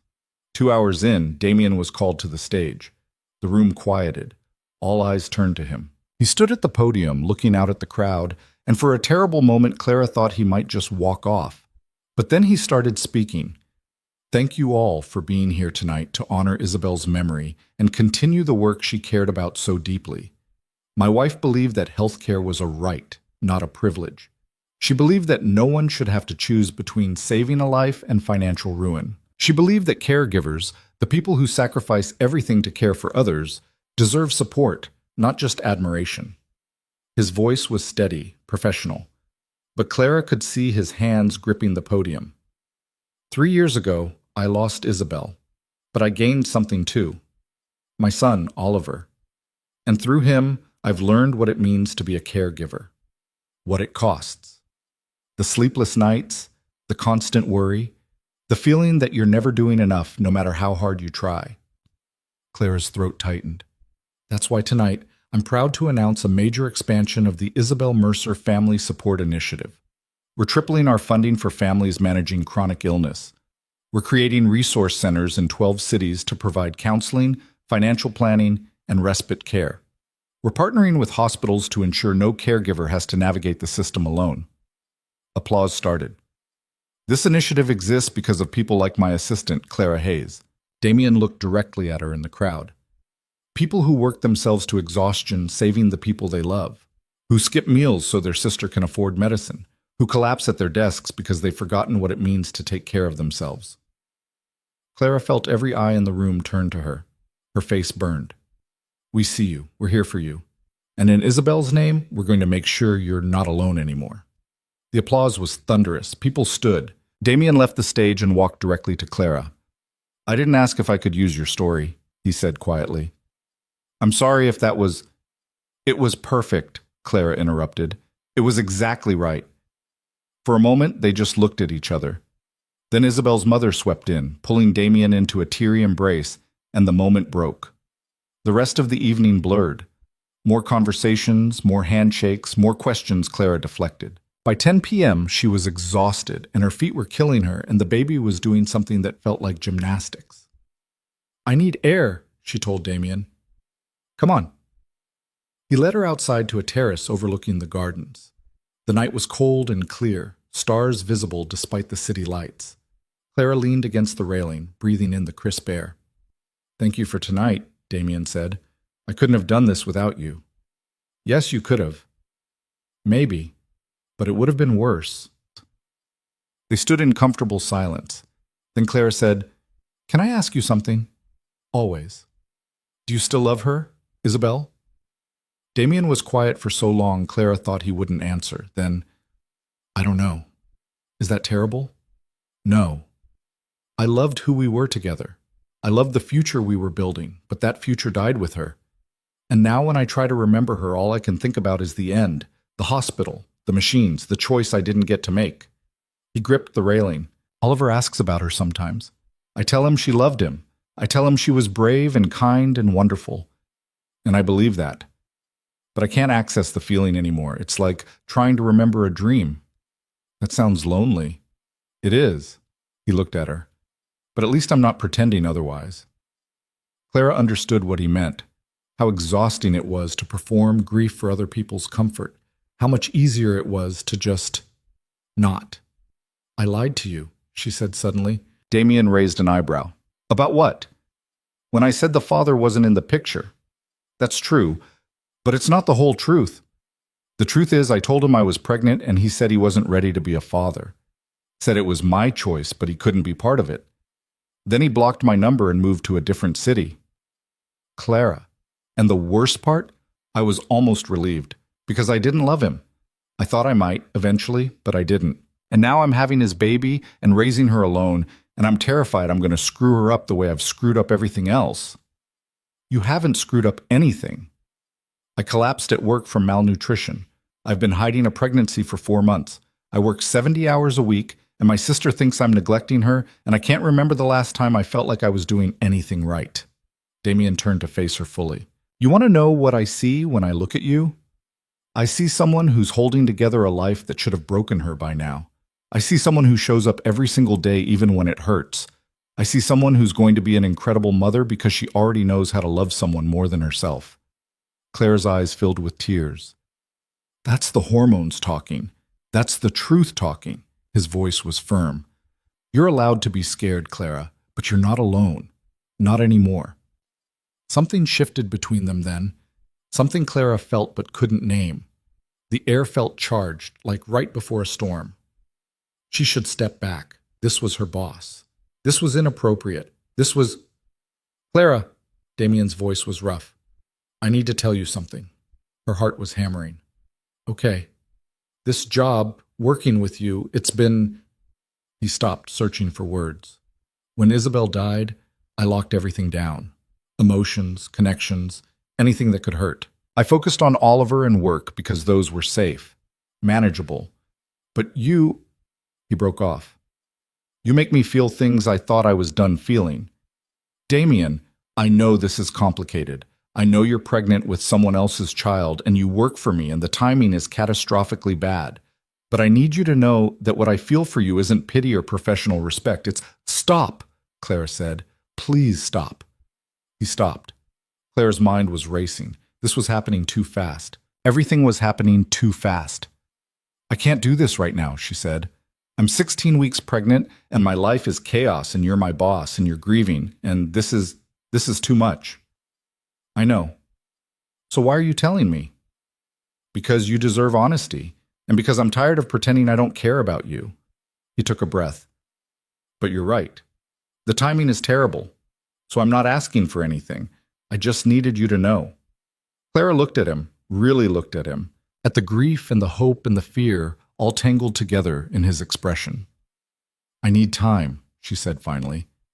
"I need to figure out my own life before I can think about this. I understand. And this can't affect work. I need this job, Damien. I can't risk it." "It won't, I promise." He straightened, professional again. "I'll arrange for you to report to Jeffrey instead. Your role won't change, but the chain of command will. That way there's no conflict of interest." "You do that?" "I want you to feel safe. That matters more than my convenience." Clara didn't know what to say to that. They stood on the terrace, the party continuing inside without them. and Clara felt the weight of everything pressing down. The pregnancy, the job, Emma's illness, Damien's confession that changed nothing and everything simultaneously. "We should go back inside," she said finally. "Probably." Neither of them moved. Then Clara said quietly, "For what it's worth, I care about you too. I just don't know what to do about it." Damien smiled, a real smile, sad and genuine. "That makes two of us." They went back inside. The party continued. Clara made small talk and deflected questions and watched Damien work the room with practiced ease. At midnight, they finally left. In the car, Clara closed her eyes and put her hand on her belly, feeling her daughter move beneath her palm.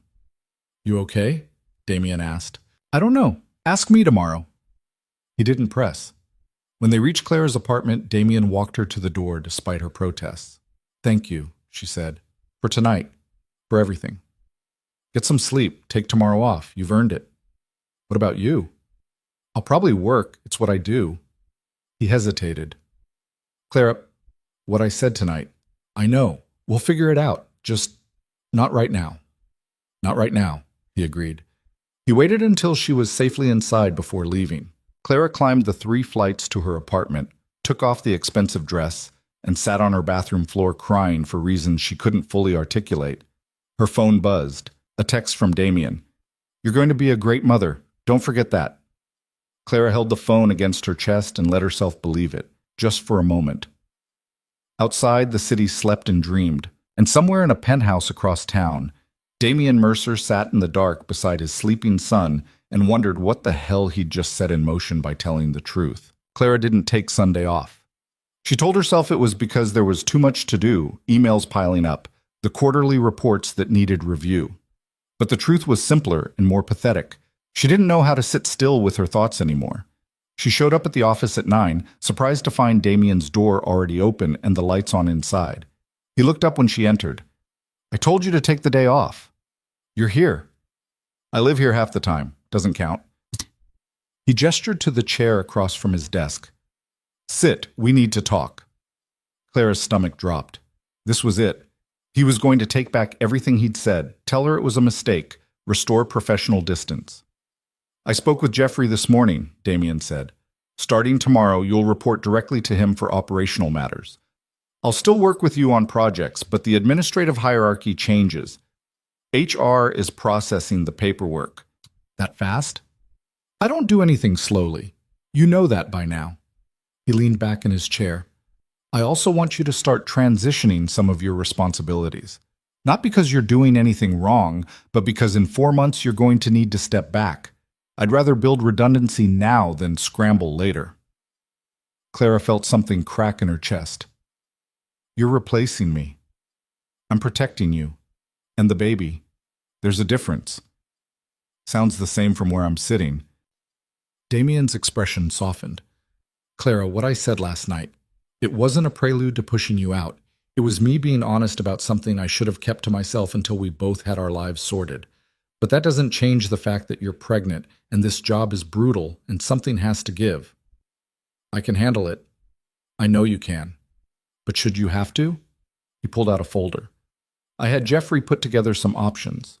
There's a project manager position opening up in the Family Support Initiative, the one I announced at the gala. It's senior level, full benefits, completely outside my direct supervision.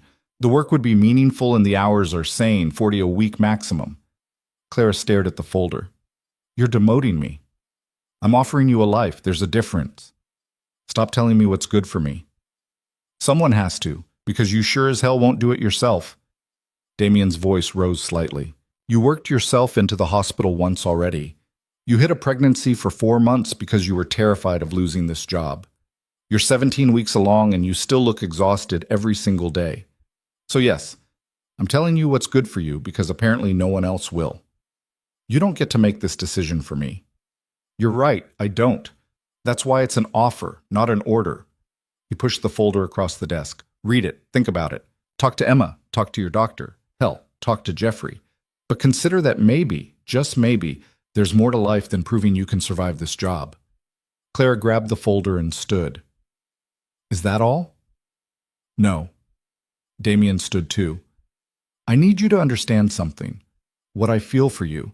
It's not going away just because the timing is terrible, but I'm not going to pursue it while you work for me and while you're dealing with everything else. That wouldn't be fair to either of us. So what? We just ignore it? We acknowledge it and we wait. Until you're ready? Until the situation is less complicated? Until we can figure out if this is real or just two broken people leaning on each other because it's easier than being alone? Clara wanted to argue, wanted to tell him he was wrong, but she couldn't because she didn't know if he was wrong. I need to go, she said. Clara, I'll read the folder. I'll think about it. But right now I just need to not be here. She left before he could respond. The following weeks were strange. Clara reported to Jeffrey, who was efficient and kind and didn't ask questions she didn't want to answer. She still worked with Damien on projects, but there was a careful distance between them now. Professional, polite, and absolutely hollow. She read the folder about the Family Support Initiative position. The job description was everything Damien had said. Meaningful work, reasonable hours, good pay. It was perfect for someone about to become a single mother. It felt like giving up. Emma noticed the change immediately. You're quieter, she said during one of their dinners. What's going on? Work stuff. It's complicated. Is it about your boss, the one you definitely don't have feelings for? Clara nearly choked on her foe. I never said I had feelings for him.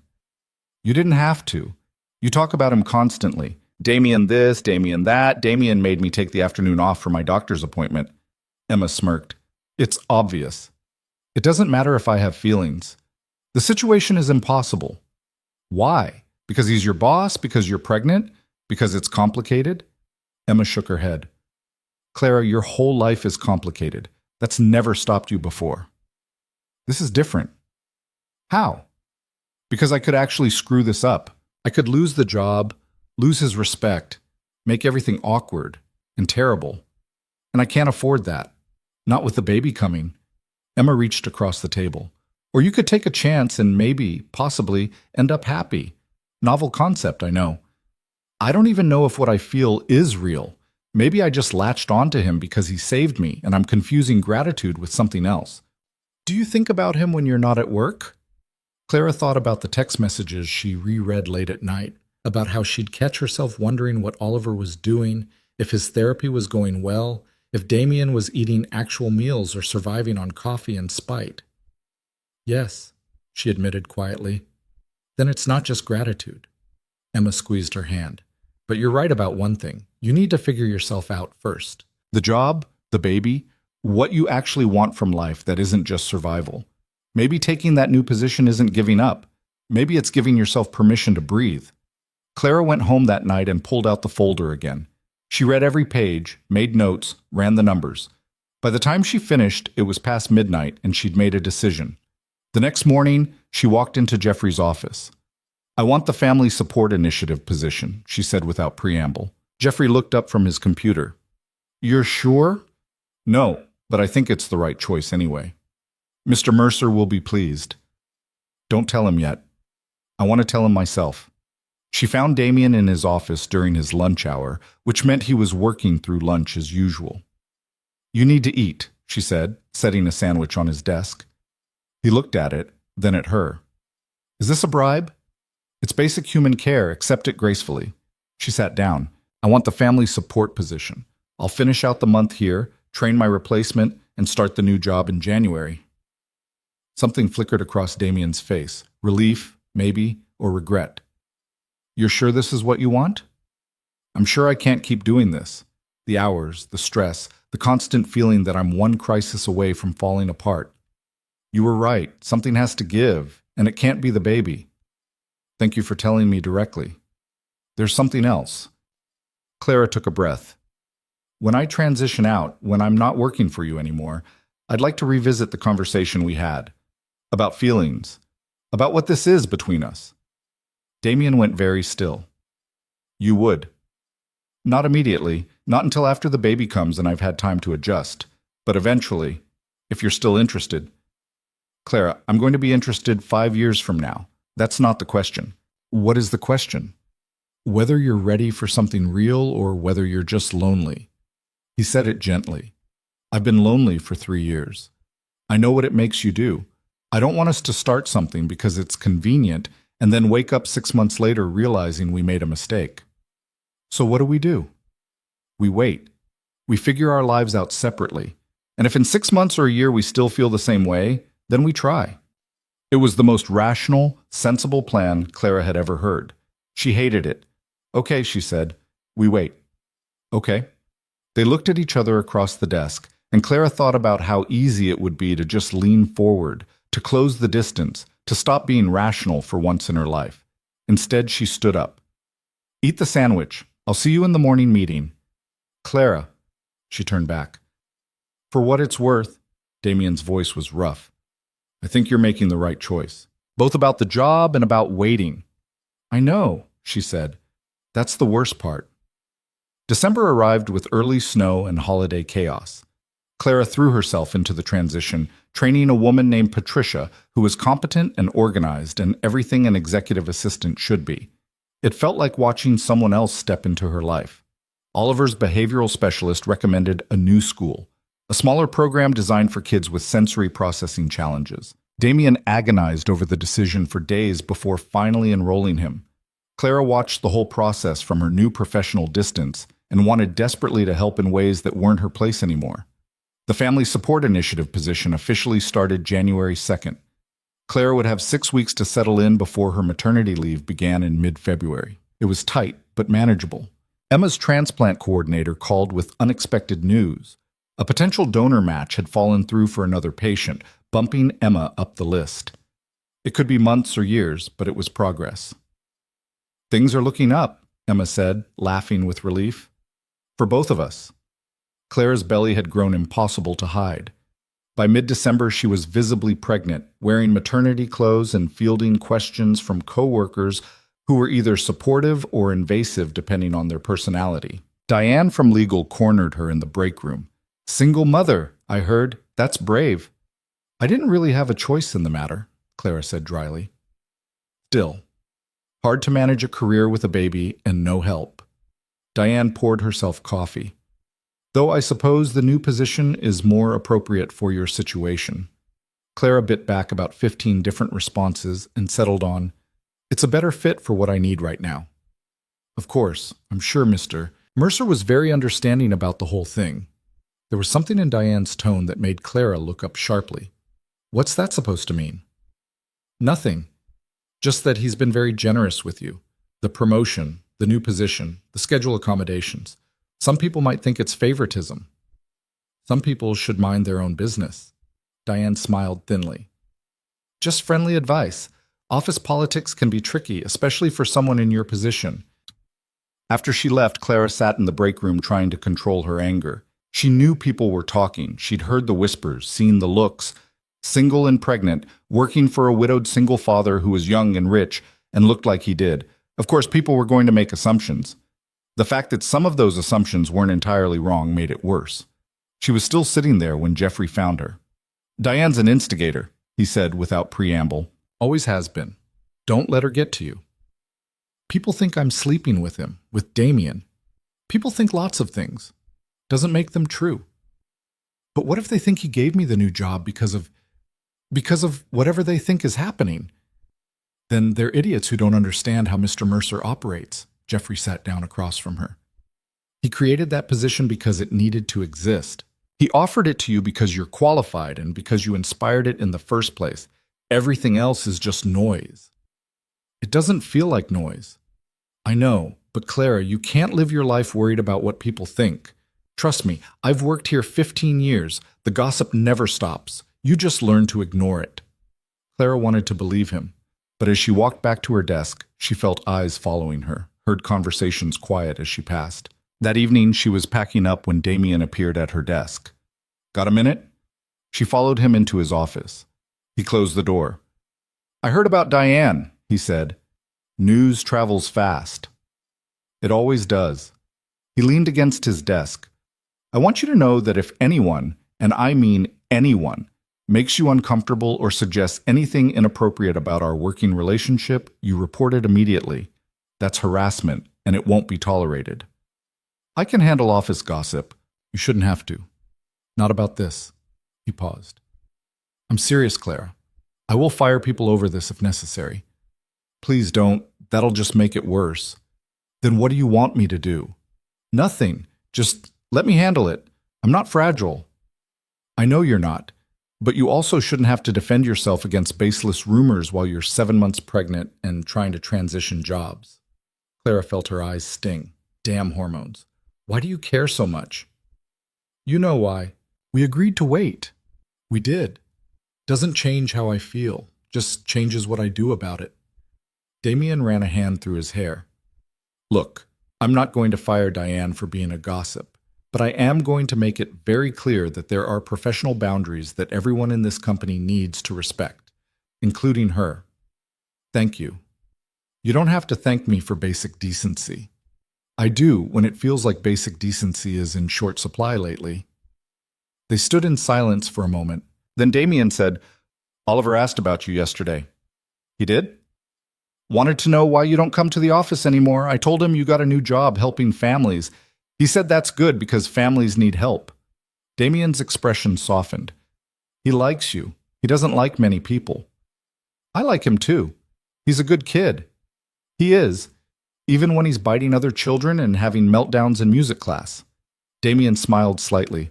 The new school starts in January. I'm terrified he'll hate it. He won't. Kids are resilient. So everyone keeps telling me. He looked at her carefully. How are you doing? Really? Tired, stressed, excited, and terrified about the baby, the usual. Have you thought about what happens after? Childcare, support system, all of that? I'm working on it. Emma's going to help when she can. There's a daycare near the new office that has infant care. I'll figure it out.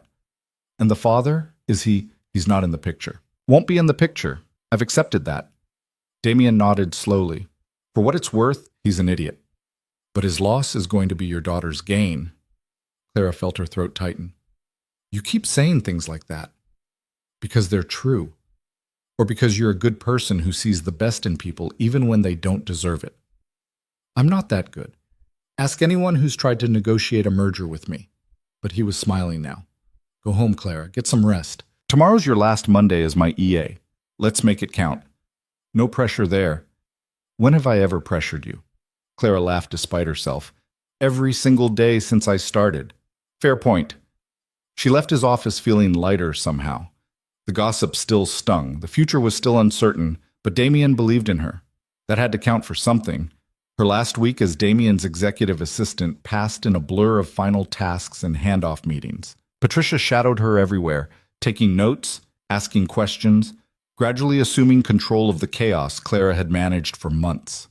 On Friday afternoon, the office threw her a small party. There was cake, cards, a gift basket full of baby supplies that someone from HR had organized. People were kind, even Diane, who gave her a wrapped present and a tight smile.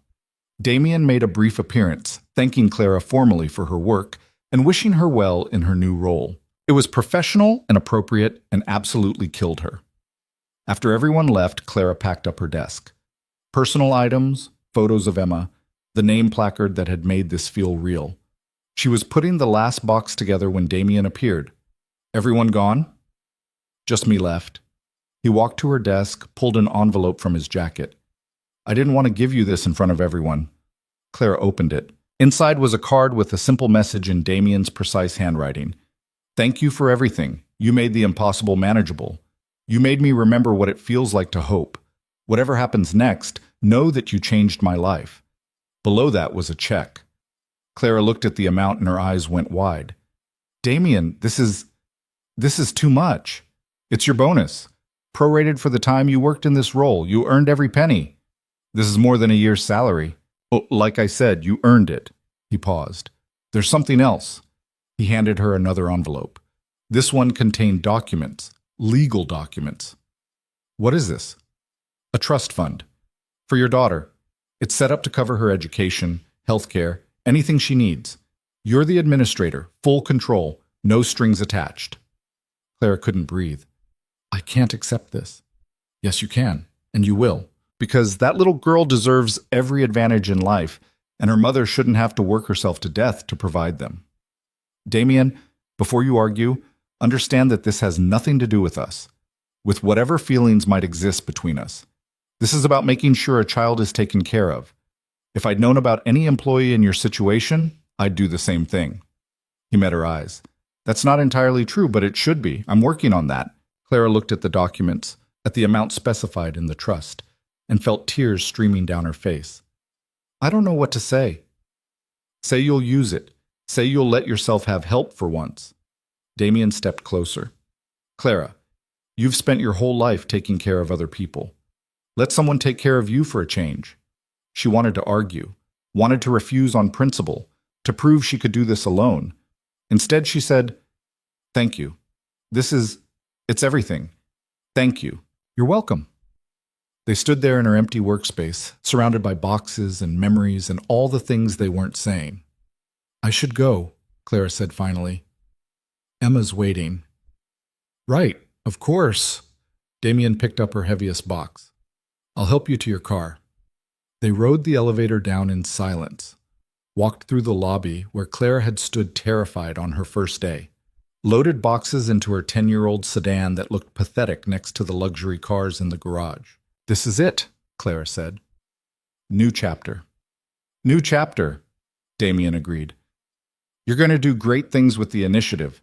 Those families are lucky to have you." "I hope so." "I know so."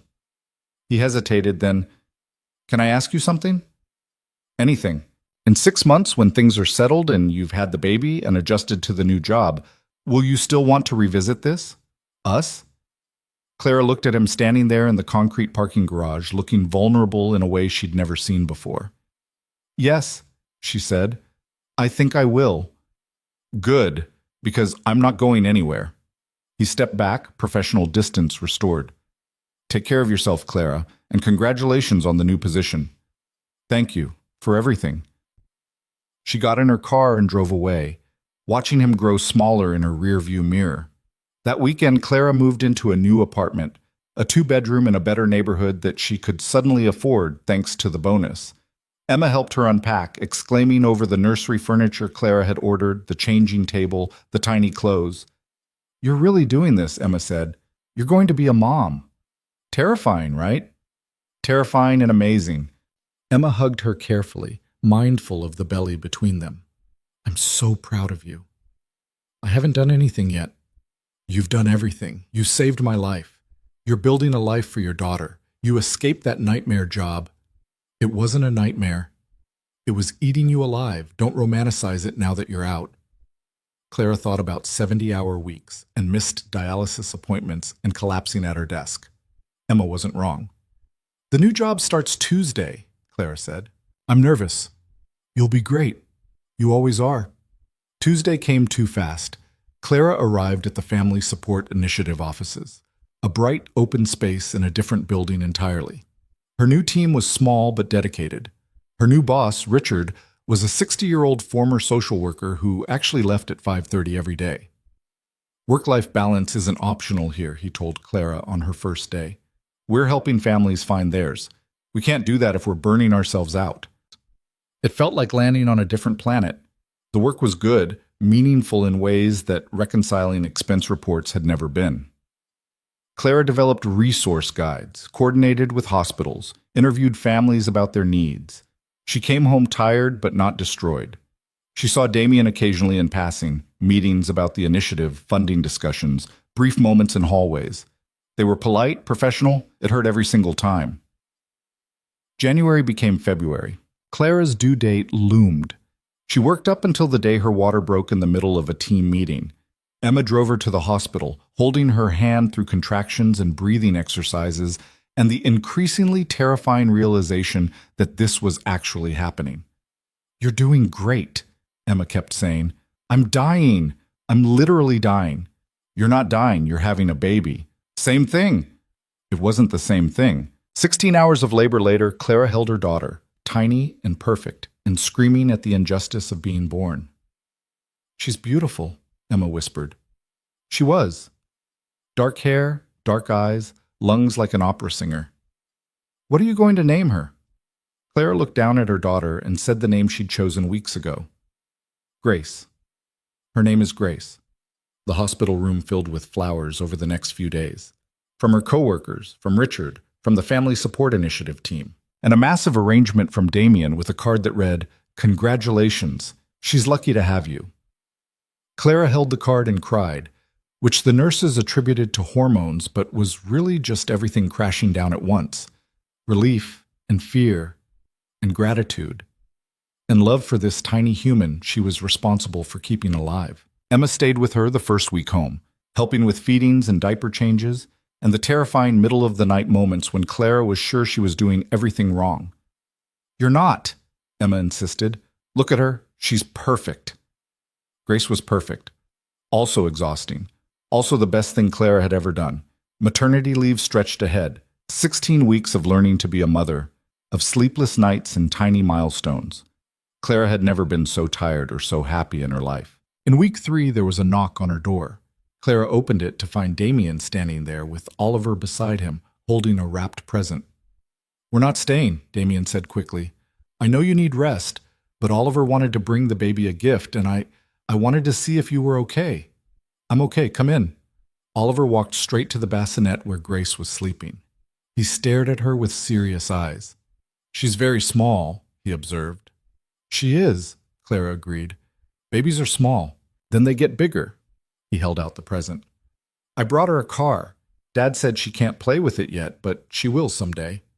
Clara unwrapped it to find a small red sedan, one of Oliver's cars from his collection. "This is very special," she said. "Are you sure you want to give it to her?" "She needs toys. I have lots." He went back to staring at Grace. "Does she cry a lot?" "Sometimes." "I cry sometimes too. Dad says that's okay." "Your dad's right." Oliver nodded, satisfied, and went back to examining Grace like she was a particularly interesting puzzle. Damien caught Clara's eye. "How are you really?" "Exhausted, terrified, happy." "Good. That sounds right." He paused. "If you need anything—" "I know. Thank you." "The trust fund is active. The account information is in the documents I gave you." "I remember." They stood in awkward silence while Oliver narrated Grace's features in a quiet monotone. "We should go," Damien said. "Let you rest." "Okay." "Oliver, say goodbye." "Goodbye, baby Grace. I'll see you when you're bigger and can play with cars." Oliver headed for the door without looking back. Damien lingered. "She's beautiful, Clara. You did good." "Thanks." He looked like he wanted to say more. Instead, he just nodded and followed his son out. After they left, Clara sat holding Grace and Oliver's red car and tried not to think about how much she'd wanted Damien to stay. The weeks passed in a blur of feedings and sleep deprivation, and tiny moments of joy. Emma visited constantly, falling completely in love with her niece. Clara's maternity leave flew by faster than she'd thought possible. And through it all, Damien checked in via text. Never intrusive, just brief messages asking how she was doing, if she needed anything, letting her know he was there if she wanted him. Clara never knew how to respond, so she kept it simple. Updates about Grace, thank yous for his concern, nothing that acknowledged the bigger questions hanging between them. By week 12, Clara was starting to feel almost human again. By week 14, she was actually sleeping in 3-hour stretches. By week 16, she was almost ready to think about going back to work. Her phone rang on a Saturday afternoon. Damien. "Hey," she answered. "Hey, bad time?"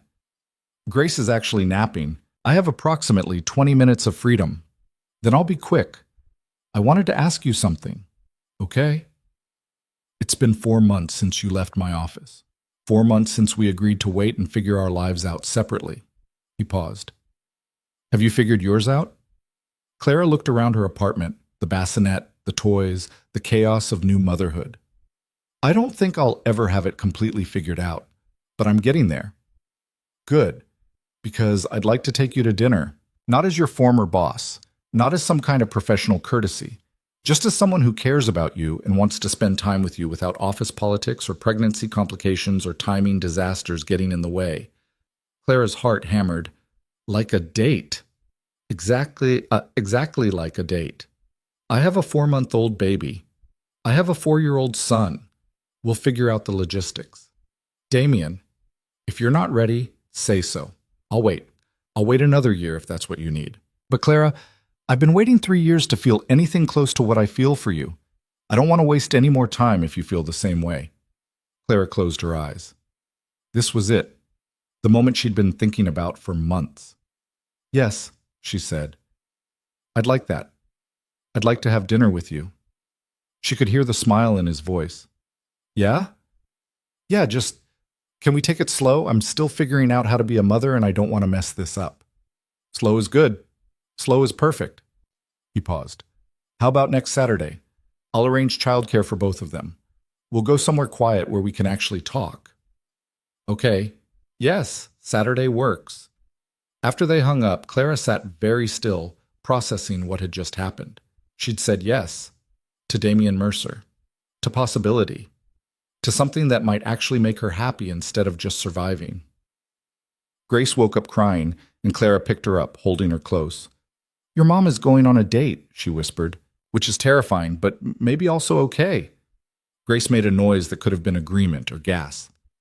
Clara decided it was agreement. Outside her window, the city stretched on forever, full of people and possibilities and futures that hadn't been written yet. And for the first time in longer than she could remember, Clara felt like maybe, just maybe, hers was going to turn out all right. Saturday arrived with the kind of nervous energy Clara hadn't felt since high school. She changed outfits 3 times, cursed her postpartum body, and finally settled on a simple dress that Emma insisted made her look beautiful instead of exhausted. You're overthinking this, Emma said, bouncing Grace on her hip. It's just dinner. It's not just dinner, it's dinner with Damian, my former boss who I've had feelings for since approximately week 2 of working for him, and who happens to be a billionaire widower with a traumatized kid, and… Clara stopped, breathless. I'm going to screw this up. You're not going to screw this up. You're going to have a nice meal with a nice man who clearly adores you. Grace and I will be fine here. Won't we, sweet girl? Grace gurgled in response. The doorbell rang at exactly 7. Clara opened it to find Damian in dark jeans and a button-down that made him look less like a CEO and more like a regular person. It was unsettling. Hi, he said. Hi. They stared at each other for a beat too long. You look beautiful, Damian said finally. You look nervous. I am nervous. Haven't done this in about 5 years. That makes 2 of us. Clara grabbed her purse. Emma, we'll be back by… Take your time. We're good here. Go. Have fun. Remember what that feels like. The restaurant Damian chose was small and quiet, tucked into a neighborhood Clara had never been to. No cameras, no society people, no chance of running into anyone from Mercer Global. I asked Jeffrey for recommendations, Damian explained as they were seated. Specifically requested somewhere no one would recognize us. Worried about the gossip? Worried about you having to deal with the gossip. There's a difference. They ordered wine, just 1 glass for Clara since she was still nursing, and fell into the kind of awkward small talk that happened when 2 people knew too much about each other's lives but had never actually dated. How's Oliver adjusting to the new school? Clara asked. Better than I expected. He actually has a friend now, a girl named Maya, who also lines up her crayons by color. They don't really talk to each other. They just organize things side by side. His therapist says it's progress. That's great. Yeah, Damian smiled. He asks about Grace sometimes. Wants to know when she'll be big enough to play with cars. Probably another year at least. I told him that. He's already planning which cars he'll give her. He's very specific about it. Clara laughed. He's a good kid. He is, even when he's impossible. Damian paused. How are you doing? Really doing, not the polite answer. Clara considered lying, then decided against it. I'm tired all the time. Grace still wakes up every 3 hours. I love her more than I thought it was possible to love anything, but I also sometimes miss sleeping through the night and having thoughts that aren't about feeding schedules and diaper rashes.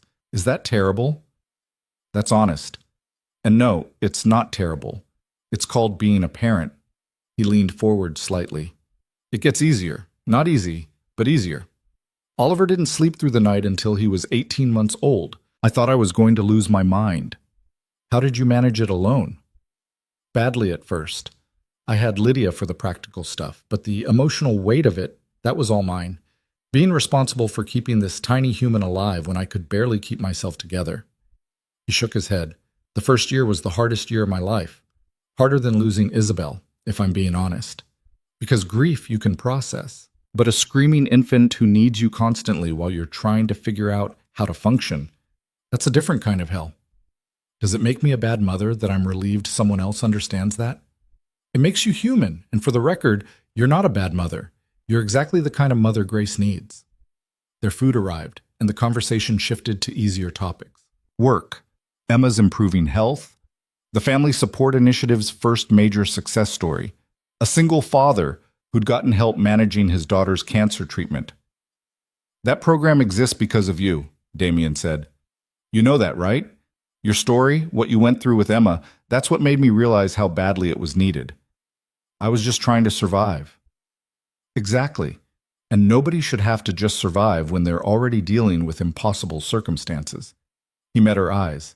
You changed how I see the world, Clara. Made me remember that business isn't just about profit margins and market share. It's about people. Real people with real problems who need real solutions. Clara's throat felt tight. You would have figured that out eventually. Maybe. But you accelerated it. Gave me a reason to care about something other than Oliver and work. He reached across the table, then hesitated. Can I hold your hand? Or is that moving too fast? Clara put her hand in his. His palm was warm, slightly calloused from whatever rich people did that gave them calluses. This okay? He asked. This is okay. They sat like that while they finished dinner, hands linked across the table, talking about everything and nothing. It felt easy in a way Clara hadn't expected. No pressure, no performance, just two people who'd been through separate versions of hell trying to figure out if they could build something together. After dinner, Damien drove her home but didn't immediately let her out of the car. I need to tell you something, he said. Clara's stomach dropped. That sounds ominous. It's not. I need you to understand where I'm at. With this. With us. He turned to face her. When Isabel died, I locked everything down. Told myself I was done with relationships. Done with risking that kind of pain again. Oliver was enough. Work was enough. I didn't need anything else. I understand that. But then you showed up in my hospital room terrified of losing your job. And something shifted. You were so fierce about protecting your sister, so determined to keep going even when you were falling apart. And I recognized that. The determination, the fear, the absolute refusal to give up. He paused. You reminded me what strength actually looks like. Not the corporate version, not the fake-it-till-you-make-it version. Real strength, the kind that shows up even when it hurts. Clara didn't know what to say to that. I'm not good at this, Damien continued. The romance thing, the dating thing. I'm probably going to screw it up in ways I can't predict, but I want to try. With you. If you're willing to be patient with me while I figure it out. I'm not good at it either. I got pregnant by a guy who disappeared the second things got real. My track record is not impressive. Then we'll be disasters together. Seems fair. Clara laughed despite the tears suddenly burning in her eyes. When did you get funny? I've always been funny. You were just too busy keeping me alive to notice. She leaned across the console and kissed him. It was brief, tentative, perfect. When they pulled apart, Damien was smiling. So we're doing this? We're doing this, slowly, with realistic expectations and full acknowledgement that we both have complicated lives and kids who need us. Slowly, realistic, got it. He kissed her again, longer this time. How slow are we talking? Slow enough that I don't completely panic. Fast enough that I don't lose my nerve. I can work with that. The next few months unfolded in a careful dance. Dates when they could manage them, which wasn't often with two kids and demanding jobs. Damien would come over after Grace was asleep and they'd talk on Clara's couch until midnight, learning each other in increments. Clara would meet him for lunch sometimes. Stolen hours where they could pretend they were normal people without the weight of everything else. Oliver and Grace became a strange kind of unit. Oliver would visit and narrate everything Grace did in his serious monotone. Baby Grace is holding her foot. Now she's putting it in her mouth. That's not very clean, but Dad says babies do that. He's weirdly good with her, Clara told Damien during one visit. He likes that she doesn't talk back. Most kids overwhelm him, but Grace just exists near him. It works. Emma watched the whole thing unfold with obvious satisfaction. I knew you two would figure it out. We haven't figured anything out. We're just seeing where this goes. Clara, he looks at you like you hung the moon, and you look at him like he's the first person who's ever actually seen you. That's not seeing where this goes. That's falling in love. Don't say that. Why not? You scared it'll jinx it? I'm scared it's too good to be true, that something's going to go wrong and I'll lose it all. Emma grabbed her hand. You can't live your life afraid of losing things. Sometimes you just have to trust that good things happen to you too. But trusting good things was hard when you'd spent your whole life braced for disaster. The breakthrough came in July, 6 months after their first date. Damien invited Clara and Grace to his place for the first time, a huge step given how private he was about his home. The penthouse was exactly what Clara expected: expensive, beautiful, sterile. Except for Oliver's room, which was chaos personified, cars everywhere, organized into elaborate systems only he understood. Sorry about the mess, Damien said. I've given up trying to make him put things away. It's not mess, it's a system. That's what his therapist says. They had dinner, takeout because neither of them could cook worth a damn, while Oliver showed Grace his car collection and Grace drooled enthusiastically on everything. After the kids were in bed, Clara found Damien standing at the windows overlooking the city. You okay? She asked. I was just thinking about the first time I brought someone here who wasn't staff or family. He glanced at her. Isabel and I bought this place right after we got married. She decorated it, picked every piece of furniture, every painting. And after she died, I couldn't change anything. It felt like erasing her. You don't have to change it. I know, but I think I want to. Not to erase her, but to make space for something new, for a future that includes more than just survival. He turned to face Clara fully. I want you to feel comfortable here, you and Grace. I want this to feel like somewhere you could belong, not just somewhere you're visiting. Clara's heart was hammering. Damien, what are you saying? I'm saying I love you. I'm saying I've been in love with you since you told me off for not eating lunch and looked at me like I was a regular person instead of a CEO who could fire you. I'm saying I want this, us to be real, not just dates and stolen moments, but an actual life together. I have a baby who isn't yours. I have a son who barely tolerates most people and thinks Grace is the most interesting thing he's encountered since he discovered cars. They're already a unit. We're just catching up to what they already know. This is fast.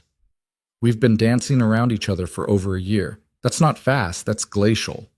He stepped closer. But if you need more time, I'll wait. I'm good at waiting.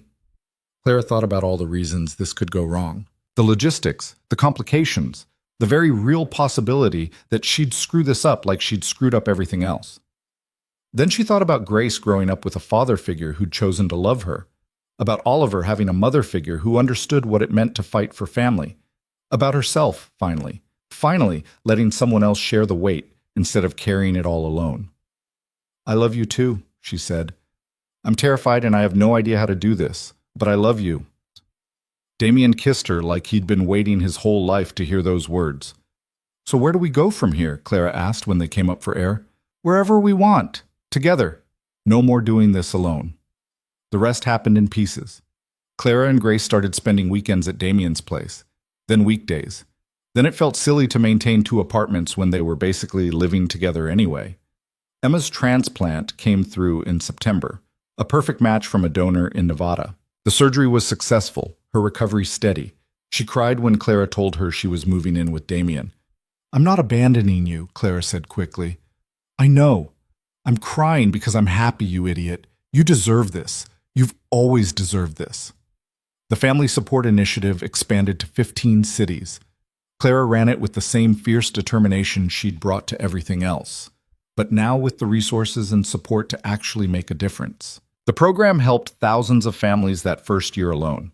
Oliver started kindergarten at his special school and thrived. He still had hard days, still struggled with changes and loud noises, but he had tools now. And he had Grace, who he'd appointed himself the protector of. Someone has to watch her, he explained seriously. She's very small and doesn't understand about cars yet. Grace learned to crawl, then walk, then say Ollie as her first word, which delighted Oliver so much he actually smiled. A rare event. Clara and Damien figured out the logistics of blended family life in fits and starts. There were arguments about discipline and schedules and whose approach to parenting was right. There were moments when the past threatened to drown them both. Isabel's memory, the father who'd abandoned Grace, the trauma neither of them had fully processed. But there were also mornings when Clara woke up to find Damien already up with Grace, feeding her breakfast and making Oliver's lunch simultaneously. There were evenings when all four of them piled on the couch, kids pressed between them, watching movies that Oliver narrated in real time. There were small moments that added up to a life. One evening in December, almost exactly 2 years after Clara had collapsed at her desk, Damien came home from work carrying a small box. "What's that?" Clara asked, immediately suspicious. "Open it." Inside was a key. Not just any key, an old-fashioned brass key that looked like it belonged to a fairy tale. "What's this for?" "Remember when I told you this place felt like a museum, that it was Isabel's space, not mine?" Damien sat beside her. "I've been working with a designer. Nothing dramatic, just changes. Small things that make it feel like ours instead of hers. And I wanted you to have this." "It's symbolic. I know it's cheesy, but it's perfect," Clara interrupted. "It's completely perfect." "There's something else." Damien looked nervous in a way she rarely saw. "I know we've only been officially together a year. I know this is fast by normal standards. But Clara, nothing about us has ever been normal. We started with you unconscious in a hospital and me making terrible decisions about employee boundaries. We've already done everything backwards. Where are you going with this?" He pulled out another box. Smaller. The kind that made Clara's breath catch. "I'm going somewhere terrifying. But I'm asking anyway." He opened the box to reveal a simple ring. Elegant, understated, perfect. "Marry me. Not because it makes sense or because it's the right time, but because I can't imagine my life without you in it. Because you and Grace are already family. Because I want to make this official in every possible way." Clara stared at the ring, her mind racing. This was insane. They'd barely been together a year. She was still figuring out how to be a mother. There were so many reasons to say no, to wait, to be sensible. "Yes," she heard herself say. "Yes? Yes, I'll marry you. Because you're right, nothing about us has been normal, and I'm tired of waiting for the other shoe to drop. I'm tired of being afraid that good things don't happen to people like me. So yes, absolutely yes." Damien slid the ring onto her finger and kissed her hard enough to make her forget every reason this might be a bad idea. They told the kids the next morning over breakfast. Oliver processed it with his usual seriousness. "Married means you live together always," he said. "That's right," Damien confirmed. "We already live together always." "Yes, but now it's official." Oliver considered this. "Does Grace become my real sister?" Clara's throat tightened. "She's already your real sister. The wedding just makes it official on paper." "Okay, that's good. Someone needs to teach her about cars, and I'm the best choice." He went back to his cereal like they'd just discussed the weather. Grace, oblivious at 18 months old, just banged her spoon on the high chair tray and yelled, "Ollie!" repeatedly until he gave her attention. They got married 3 months later in a small ceremony at the same venue where the gala had been held. A deliberate choice, Damien explained, to reclaim a space that had once been only about grief. Emma was Clara's maid of honor, healthy and strong and crying through the entire ceremony. Jeffrey was Damien's best man, looking satisfied in a way that suggested he'd been planning this outcome from the beginning. Oliver was the ring bearer. He performed his duties with the utmost seriousness, walking down the aisle at exactly the pace he'd practiced, cars clutched in his free hand for emotional support. Grace was the flower girl, which mostly meant Emma carried her down the aisle, while she threw petals in completely random directions and laughed hysterically. And Clara, standing at the altar, watching her impossible family assemble, felt something she hadn't felt in years. Hope. Not the desperate kind that came from having no other choice, but the real kind. The kind that believed good things could last. "You ready?" Damien whispered when she reached him. "I've been ready since you showed up at my hospital bed and offered me a way out." That wasn't the romantic beginning. It was perfect. Everything about us has been perfect in the most backwards, chaotic way possible. The ceremony was brief. They'd both been through enough to know that the words mattered less than the commitment behind them. When the officiant pronounced them married, Oliver announced, "You can kiss now," before anyone else could, and the entire room laughed. The reception was small: family, close friends, key people from Mercer Global who'd supported them through everything. Isabel's parents were there, looking older but genuinely happy for Damien in a way that made Clara's eyes sting. "She would have liked you," Mrs. Richardson told Clara during dinner. "Isabel. She would have appreciated how fierce you are, how you don't let Damien hide behind work." "I appreciate that," Clara said carefully. "I know this can't be easy for you." "It's not, but it's right. Damien's been in stasis for 3 years. You brought him back to life. That's worth celebrating." The evening wound down with Oliver falling asleep in a chair, Grace passed out in Emma's arms, and Clara and Damien swaying on the dance floor to music neither of them was really hearing. "Mrs. Mercer," Damien said against her hair, "still sounds weird." "You'll get used to it." "Will I?" "Probably not, but that's okay too." They swayed in silence for a moment. Then Clara said, "I need to tell you something." "Should I be worried?" "I'm pregnant." Damien stopped moving. "What?" "About 8 weeks. I found out yesterday. Was going to tell you after the wedding, but..." She shrugged. Seemed relevant. "Clara." His voice was rough. "Are you serious?" "Completely serious. Surprise?" He picked her up and spun her around, laughing in a way Clara had never heard before. Pure, unfiltered joy. "We're having a baby," he said when he set her down. "We're having a baby. Is that okay? I know we just got married and things are already complicated. It's perfect. It's absolutely perfect." He kissed her. "Another baby. A little sibling for Oliver and Grace. Someone who'll grow up knowing both their parents wanted them from the start." Clara felt tears streaming down her face. Happy tears this time. Not stressed or scared or overwhelmed. Just happy. "I love you," she said. "I love you too. Both of you." He put his hand on her still flat stomach. "All of you." The months that followed were easier than Clara's first pregnancy in every way that mattered. She had support now, Damien taking the middle-of-the-night runs for pickles and ice cream, Emma helping with Grace when Clara was too tired to function, even Oliver being weirdly helpful in his own way. "The baby will need a car," he announced one day. "I'm making a list of acceptable options." The Family Support Initiative hired more staff, allowing Clara to scale back her hours as her pregnancy progressed. She worked from home most days, managing the program remotely while wrangling a toddler and dealing with morning sickness. Emma's transplant continued to hold.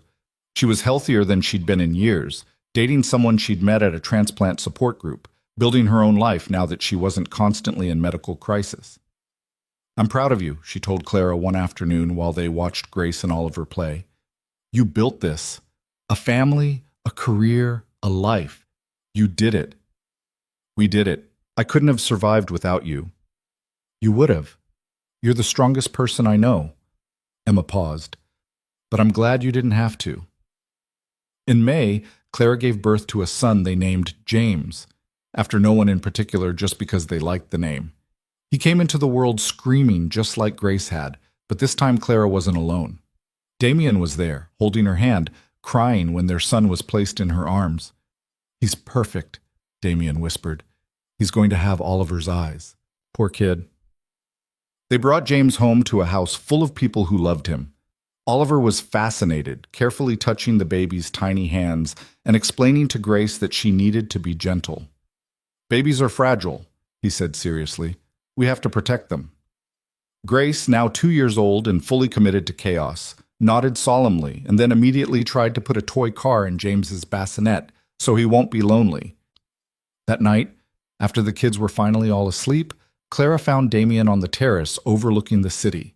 He was holding the same brass key he'd given her over a year ago. "What are you doing with that?" she asked. "Just thinking about how much has changed. This time 3 years ago, I was barely surviving, just going through the motions, trying to keep Oliver alive and the company running. I didn't think I'd ever feel anything again. And now? Now I feel everything. It's terrifying and wonderful, and I wouldn't change it for anything." He pulled her close. "You saved me, you know. Not just from the loneliness, but from the numbness. You made me remember what it felt like to be alive. You saved me too, from killing myself trying to be everything for everyone. You taught me it's okay to ask for help. We saved each other then. Good deal. They stood together watching the city lights, and Clara thought about the path that had brought them here. The collapse at her desk that had felt like the end of everything. The hospital room where Damien had offered her a lifeline. The months of dancing around feelings neither of them knew how to handle. The gala where everything had finally broken open. All the small moments that had added up to this. A family, a life, a future that looked nothing like what she'd planned, but everything like what she'd needed. What are you thinking? Damien asked. That I'm happy. Genuinely, completely happy. And I don't remember the last time I felt that. Get used to it. I'm planning on keeping you this happy for the next 50 years minimum. That's a long commitment. I'm good at commitments. Haven't you noticed? Clara laughed and kissed him under the stars, and somewhere inside the house all three of their children slept peacefully, dreaming whatever children dreamed about. The years that followed were far from perfect. There were still hard days, still fights about money and parenting and whose turn it was to get up with a crying baby at 3 a.m. Oliver's challenges didn't disappear. He still had meltdowns, still struggled in ways that broke Damien's heart. Grace turned out to be fearless to the point of terrifying, constantly finding new ways to give Clara heart attacks. James was colicky and stubborn and absolutely refused to sleep through the night until he was almost 2. But there were also birthday parties where all the kids played together. There were family dinners that ended in food fights and laughter. There were quiet Sunday mornings where everyone piled into the big bed and just existed together. There were moments when Clara would look around at her chaotic, imperfect life and feel overwhelmed by gratitude. For Emma's health, for the work that gave her purpose, for the kids who drove her crazy and filled her heart simultaneously, for Damien, who'd seen her at her absolute lowest and decided she was worth fighting for anyway. 5 years after their wedding, the Family Support Initiative won a national award for impact. Clara accepted it on behalf of her team, giving a speech about how everyone deserves support, how no one should have to choose between saving a life and surviving themselves. Damien was in the audience with all 3 kids, Oliver now 9 and doing well in his specialized school, Grace 5 and already reading at a 3rd grade level, James 3 and obsessed with anything his big brother liked. After the ceremony, they all went out for ice cream. James got it all over his face. Grace tried to trade flavors with everyone. Oliver explained in great detail why chocolate was the superior choice based on a statistical analysis he'd apparently conducted. And Clara, watching her ridiculous family be ridiculous together, thought about the woman she'd been 6 years ago. Starving, exhausted, convinced she'd never deserve good things. That woman would never have believed this was possible, this noise, this chaos, this overwhelming amount of love. What? Damien asked, catching her staring. Nothing. Just happy. Still? Still, always. He leaned over and kissed her, and all 3 kids made disgusted noises, and Emma, who joined them for the celebration with her fiancé, laughed so hard she nearly choked on her ice cream. And that was it. That was the life Clara had built from the wreckage of collapsing at her desk. Not perfect, not easy, but real. Messy and loud and filled with people who loved each other despite and because of all their broken pieces. That night, after the kids were finally in bed and the house was quiet, Clara stood in the nursery that was now James's room and remembered the terror she'd felt when she found out she was pregnant with Grace. How alone she'd been. How convinced she'd fail. Damien found her there. You okay? Just thinking about how far we've come. From that hospital room to this. No regrets? Not a single one. She turned to face him. You? Only that I didn't meet you sooner. Could have saved us both a lot of pain. Or we needed the pain to appreciate this, to know how good we have it. Maybe. He wrapped his arms around her from behind, his chin on her shoulder. Either way, I'm keeping you. You and all 3 kids and your sister and this beautiful, chaotic mess we've built together. Good. Because I'm not going anywhere. They stood together in the quiet house, listening to their children breathe in the other rooms, and Clara finally let herself believe what she'd been too scared to accept for years. She deserved this. The love, the family, the happiness, all of it. She'd worked for it, fought for it, survived everything that tried to break her to get here. And now, Finally, she could rest in the knowledge that good things didn't always slip away. Sometimes they stayed, sometimes they grew. Sometimes they became a life worth living. Under the same stars that had witnessed her proposal, her wedding, her darkest moments, and her brightest triumphs, Clara Hayes Mercer closed her eyes and felt peace settle into her bones. She was home. Not in a place, but in a life.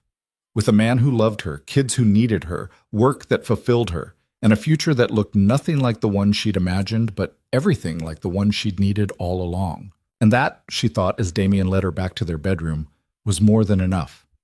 It was everything.